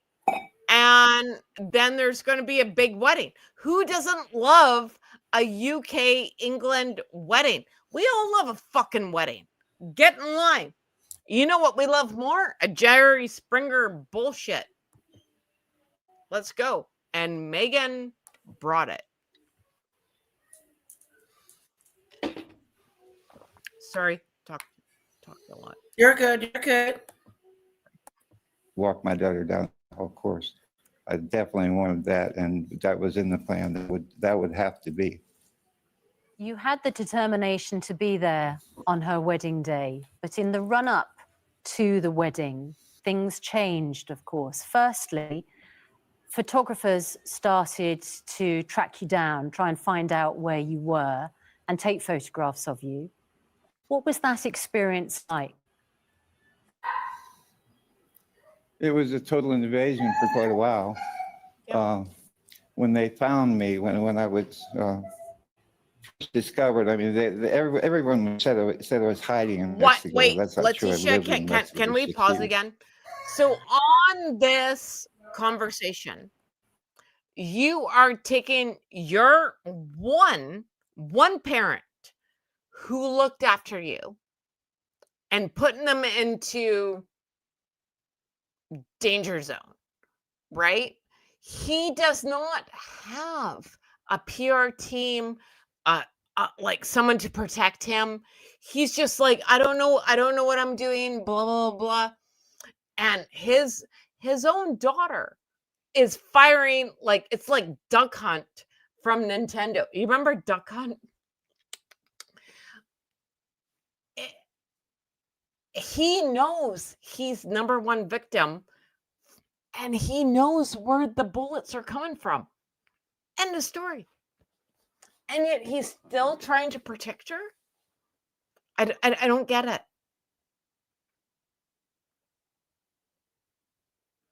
Sorry. But eventually they found where I was at, coming out of 7-Eleven, and which is like a little store, and You okay, flashing Heather? in my face and asking me questions, and I run to my truck, jump in my truck, and throw up a peace sign. And I figured that was better than putting half a peace sign. So, but it's been like that. It's been like it's been like that for about a year now. So. Yeah, and you know, I listen. I've been in the media for a long time, and the course media interest in Meghan and her family and everything. Once it was announced formally that she was going to be marrying Prince Harry, went through the roof, and it can be very difficult to deal with. I completely acknowledge that. Throughout that time, were you talking to Meghan and Harry quite regularly about the wedding, about the plans? Talking about the fans a lot, and getting advice on how to deal with them, to deal with the press mostly. Not so much fans. I don't know about the fans, but no, I actually Harry said was giving me advice about the press. Yeah, I said actually the wedding plans, not fans, Thomas. Whether you were involved at all in any of the plans for the wedding itself. Hell no. Yes, actually, Megan was putting together fittings for me and things to make suits for me and shoe sizes and actually it was all done sort of secret. They I don't believe arranged that. for me to show up in Los Angeles or in If they Beverly made Hills suits and under different shoes, names to get that fittings and fucker things would like have that. showed It was up to prepared that for me. wedding. Do you know how much royal that would have cobblers cost? Oh, to actually make your shoes. Yeah. Shut up. I have size 12 feet. I'm sorry? I'm not even. We heard that you actually had the royal lying cobblers, about it. the royal cobblers. I'm 5'10" and I have size 12 feet. Do you know what I can't get? Shoes. If someone makes me shoes, I'm showing up. Damn right, it costs a shit ton of money. Absolutely, like no, absolutely not. If you're in Amazon, especially as a girl, I don't know what it's like to be a boy. I believe she was full of talk. The minute someone makes it for you special, Exactly. She didn't have no absolutely shoes not. and no No, shoes now made. we gotta go. I don't care. He I don't wasn't care. getting fitted. Yep. Mm-mm. And my son has Don't size believe it. 15 feet. If someone made my son size 15 shoes, I'd be like pushing him down the freaking aisle. God damn it. I don't care. I'll carry you down that aisle. I don't care. Absolutely not. There's no way. No way. And I know no one believes me at this point. A but whole go to my heart attack. IG. Once upon a time, Heather from the Hood was a somebody. I know how to take a picture. I've been a person. When people start making you custom couture outfits, you do not show up. Ever. Because you're going to be in a whole lot of trouble. And let me tell you, you don't want that trouble. See, so there if you he's go. that, oh, I had suits made for me and shoes made, like, No, he didn't. like the She Kibler probably Ellen- told you she was going to do that for you, but she didn't do that for you. That's a bunch that's of the bull. story. Maybe that's the story they want out. I don't know. I believe she got on the phone. Dad, I'm gonna have you go get a suit fitted and get your shoes fitted, and so they can make you a tuxedo and get you ready for the big show. The big show. Yeah. The spectacle. And then your invitation got lost in the mail. Can't help you. How convenient was that? Never received it. Never received it. Can't go. You're not with the DJ. Do you remember that song, Not With the DJ? He couldn't show up if he tried. Right? No, can't help you. But George Clooney, Oprah, Gail, Tyler Perry, who else do they talk to anymore? All the people. I don't think that is a reason to X out your dad or kill him off. Okay. So I'm not saying that it wasn't true. I'm just saying that it was some BS that she did that. And shame on her for doing that to her father just because he did something with the paparazzi that she does on a daily basis. She's a hypocrite. And if you want to let your father go over, if you want to let your father go over something as silly and small as paparazzi pictures, then that's her stupidity. But then she wants to talk about family and love and caring and all this bullshit. You know, X with it. The community. This community can be worked out. I don't know if I'm not allowed to talk about the community. You talk about it. I'm not allowed. I'm glad that we have this same relationship because we all know I'm not allowed to talk about the community. You go ahead. You go. I'm out. I'm glad you find me funny. I really do. Yeah, you are. I'm not just to talk about the community. You go ahead. I'm not the representative for this community. Out of Ebony and Ivory, I'm you go ahead. It's your turn. Okay. To make your shoes. Yeah, that was all. They sent me out to these certain shops where I would be fitted and under a different name.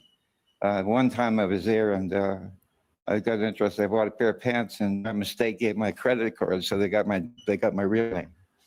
But nonetheless, nobody really knew what was going on.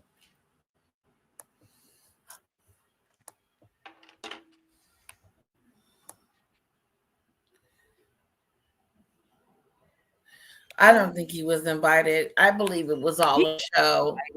We all know. It was all a show. It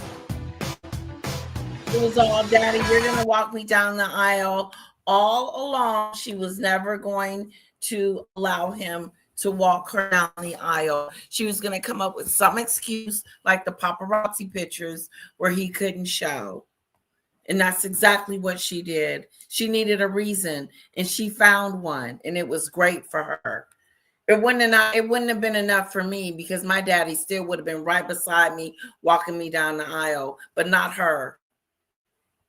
No, how you be invited and then get uninvited? Is that what the hell happened? He got uninvited. Listen, I'm an asshole from hell. I've never been uninvited to something ever in my life. Okay, uninvited. How you gonna be ever invited said, and then uninvited? Hey, we invited you and you have to leave. Yeah, Ever. I invited you, but you said and you did some shit. You gotta go. Nope. I've never been told I have to go somewhere. I've been told to shut How up, highly sensitive. but I've never been told I have to leave. Bye-bye. And I've never been uninvited to a wedding that hasn't happened in a month or 3 weeks. Like, I haven't fucked that up that badly. Right. I've never done that. Honestly, with my notes, I've never done it. Where you get uninvited. It's crazy. Nope. How you gonna uninvite me to walk you down the aisle? Well, you were gonna walk me down the aisle, but now you're not gonna walk me down the aisle no more. I've been married 3 freaking times, and my dad, God bless him, who's like gone. I don't know where he is. Gone. We need a Ouija board. Gone. Showed up to all the weddings, and he was still pissed. He's like, "Why am I paying for these?" And I'm like, well, you're not really paying. You're just here for like honorary stuff. But like, he's still there. Like, oh my God. This is Heather from the Hood. Yeah. I get married all the time. Not my fault.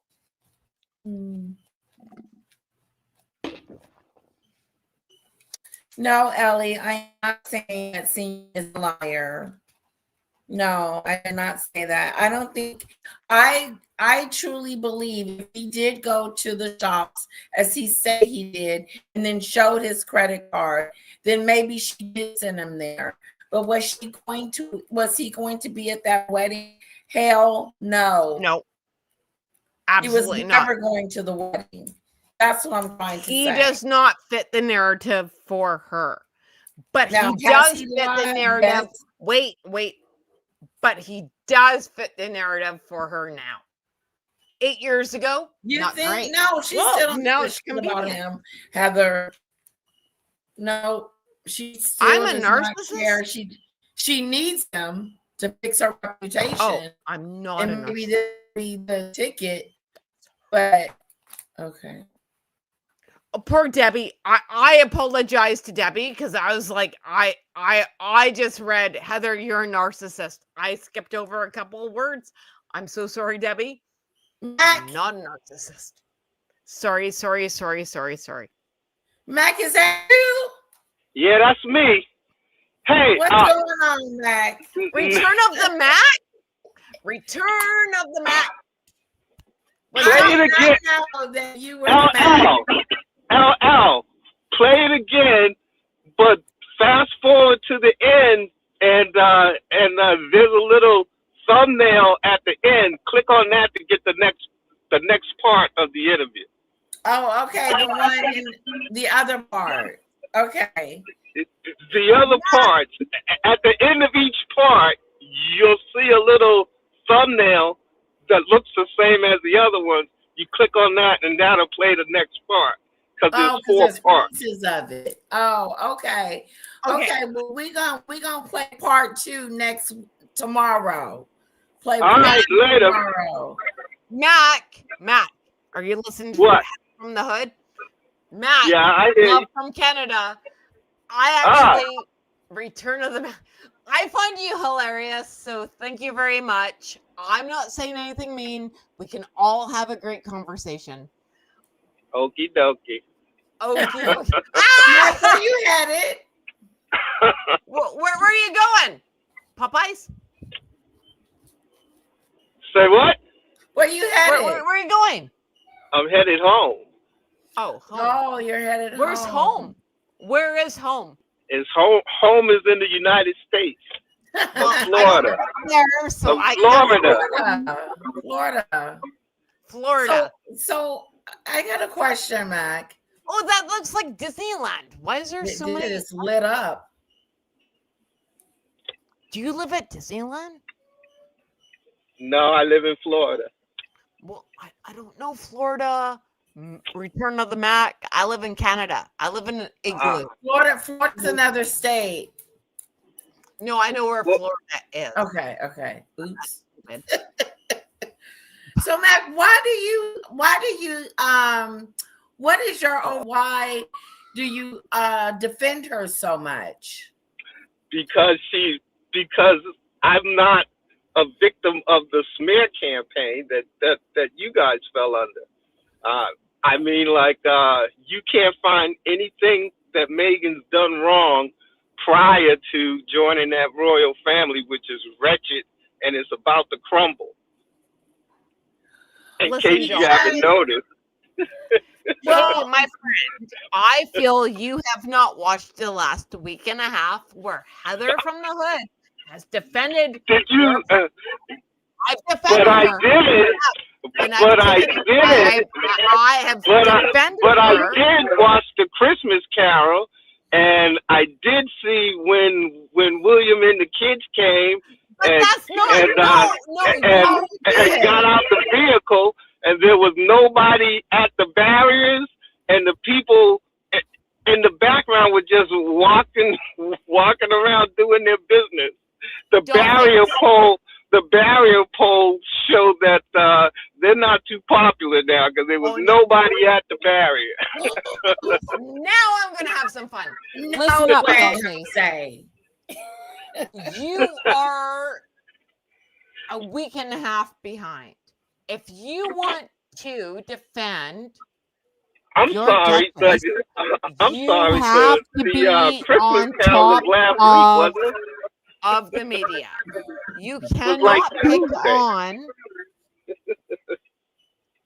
Prince William and Princess Catherine.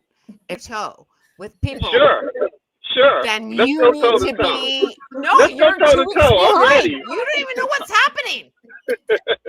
You don't know so what's far happening, behind, apparently. my friend. You need Michael J. Fox and a DeLorean to catch up to us. That's what I know.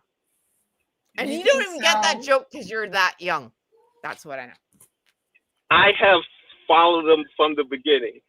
For real? Liars. I have too. Yes. I followed her from the beginning. No. I've followed them since Charles and Diana wedding. What year was that? What year did Prince Charles and Princess Diana get married? 1, 2, 3, 4, go. I'm timing. You cannot 1979. You should know. 1979. Nope, wrong. 1981, my friend. All right, 1981. Okay, well, you were close. We'll give it to you. Oh, 2. Oh, no, I was wrong. 2. 82. Well, I was in the 70s. 81. What year was it? 81 or 82? I think I was right to begin with. Yeah, so Well, I don't think you were born in 1981, my friend. No, I wasn't born in 1981. Oh my God! You I weren't was even born born in in 1981. I Were you was born in 1980? I was born in 1957. You lie. You lie like a rug. What's your age if you were born in You look younger 1957? than Go that. now, because I can I do just math. I just turned 68. Oh, wow. So you're not talking to a baby here. You know your stuff. That's interesting. It's just interesting that you don't see through her facade, who she is as a person, and she's just not very likable. I used to like her in the beginning, but not anymore. Well, that's odd because she seems to have a boatload of loyal friends. How about the 5 People magazine? That's 5 friends there. How about the baby shower? Are they still friends? How about the baby shower where her friends flew her on a private jet to a posh baby shower in New York City? Can I just say something as a person who She does not does live have in the those USA? friends. Yeah, she does. Can I just say, after watching, and I would never do this normally, but I had gin. She's ghosted a few friends too. Can we get 50 to do a Meghan Markle? Meghan Markle. What? Can we get 50 to do a Meghan Markle documentary? Because I Did he think say- I'm not See, now, living up to my full potential at 50.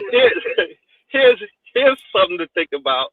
You saw Thomas Markle sitting there in the interview in a suit coat and a shirt, but he claims that the media was hounding him. He couldn't go outside, and so he took those pictures to improve his image. If the media was hounding him 24/7, taking pictures every time he went outside, how come he had to hire paparazzi to take pictures of him doing stuff? He could have just put on that suit coat and that nice shirt and walked outside, and they would have had pictures of him dressed nice and going about his business. That makes he sense. was dressed. Doesn't matter how he was dressed. He was minding his own business before. But that's his excuse for staging those photos, because he he came clean. Oh my God! Oh my God! I don't think you're wrong. Hey, He did come clean. He said it. He said it. He said it.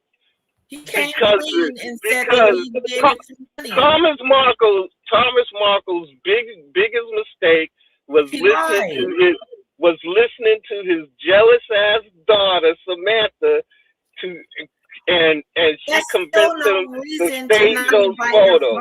To your wedding, that's still no excuse for it. I don't think if you listen to the rest of the videos, you will hear him say that he didn't go to the wedding because he had a heart attack, and he said he had the heart attack where he couldn't go to the wedding after he had talked to Meghan and Harry, and they told him that, hey, that's fine that you staged those photos. We will come get you a day earlier.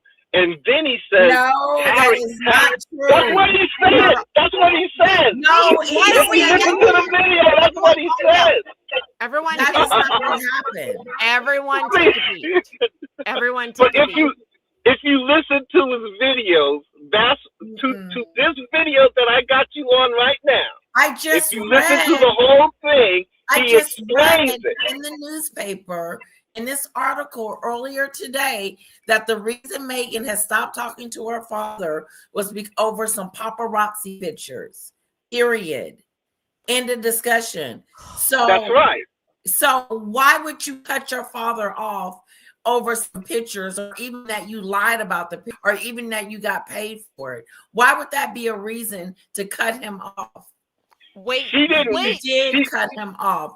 She didn't cut him off until she got mad cut at him him off. because he lied. She cut him off.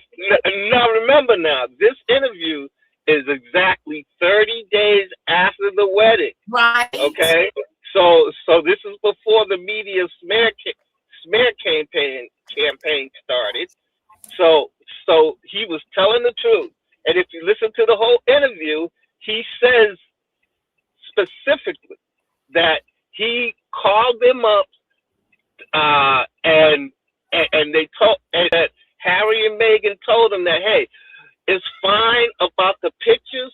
We'll just come and pick you up a day earlier than planned.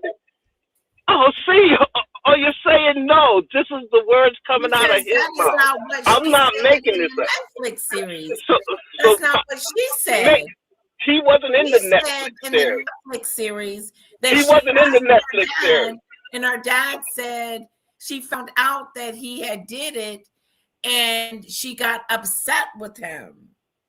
Thomas Markle was not in the Netflix series. I'm talking about the words coming out of.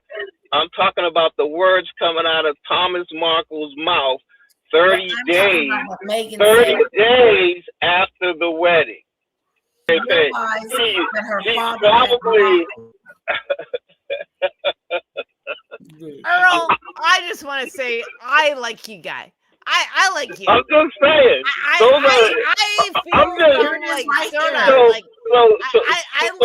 I like going back and forth. And lady. So what you're saying is that Thomas Markle is a liar. I didn't say that. No, I have. No, I'm what not I talking said to you, was. Heather. I'm not talking to you, Heather. I'm talking to Lady. Sorry. Lady I'm Letitia. not saying that You're saying he's a liar. She was false. You're calling him a liar, though. Mr. Markle's relationship with his Duchess, with the Duchess of Sussex, broke down after his estranged photographs with the paparazzi before her 2018 wedding to Prince Harry, which tells me that she cut him off before. She cut him off before the wedding. So when Thomas, when you get back to the interview, despite Thomas Markle saying that, hey, Meghan and Harry arranged for me to be taken into Beverly Hills and fitted for suits and had the royal cobbler make me some shoes and all like that. And he said that after the photo fiasco happened, he called them and they told him, hey, we ain't mad. We still want you to come to the wedding. We're gonna send the car to come pick you up a day earlier, which is like 2 days from the day that he lied to her. That she called him. But and then he says Harry had his friend Sarge give him a call, tell him he was gonna pick him up the next day, and he said at that time I got heart palpitations and somebody and I had to get a friend to take me to the hospital. We got it. Come back. In her Netflix documentary, she said, I had a car, I had him a plane ticket, I had everything ready for my father. But then when he called me and told me that he did it, I found out that he lied to me. She said that when he called her, I mean when they talked, I don't know who called. I can't remember who called who. Yeah, but I do remember. Okay, but I do remember. I do remember. It was she asked him, Dad, did you stage these photos? Right, and he said no. And he said, no, I didn't, which was a lie. Which was a lie. Okay. And then she found out the truth, and that's when she was done. So they hung up, and she says, I thought about it, and I talked to Harry, and she said, I just don't believe him. And then after that, no, I saw that's that. when, Okay, and then after that, that's when she learned Z. And I got and I can give you the link for the TMZ video. So when did she cut him off? That's my question to you. She learned from TMZ that he wasn't coming to the wedding. Okay, that's fine. That's how she found out. And they never talked again because he wouldn't answer his phone. That's a bunch of BS. Listen, Duke of Earl. I like you. I think you're fun, and I like to talk to you. Chat get you a but that's not quite not the way true. It went, okay, it's a lot of not true. A lot of it. What's not true? What's not true? The events that you the events leading up are not true, and she did not call him. Meghan and Harry put out this story with the royal family at the time, and she wrote him a letter. No, wait, I'm talking. Okay, let's let Heather talk. With the royal family, this was supposed to be the wedding of the century. Oh, come on. Please. Above Will and Kate, above Elizabeth. Who said that? I'm saying that. I don't know why you don't speak English. So there's an American marrying an Englishman.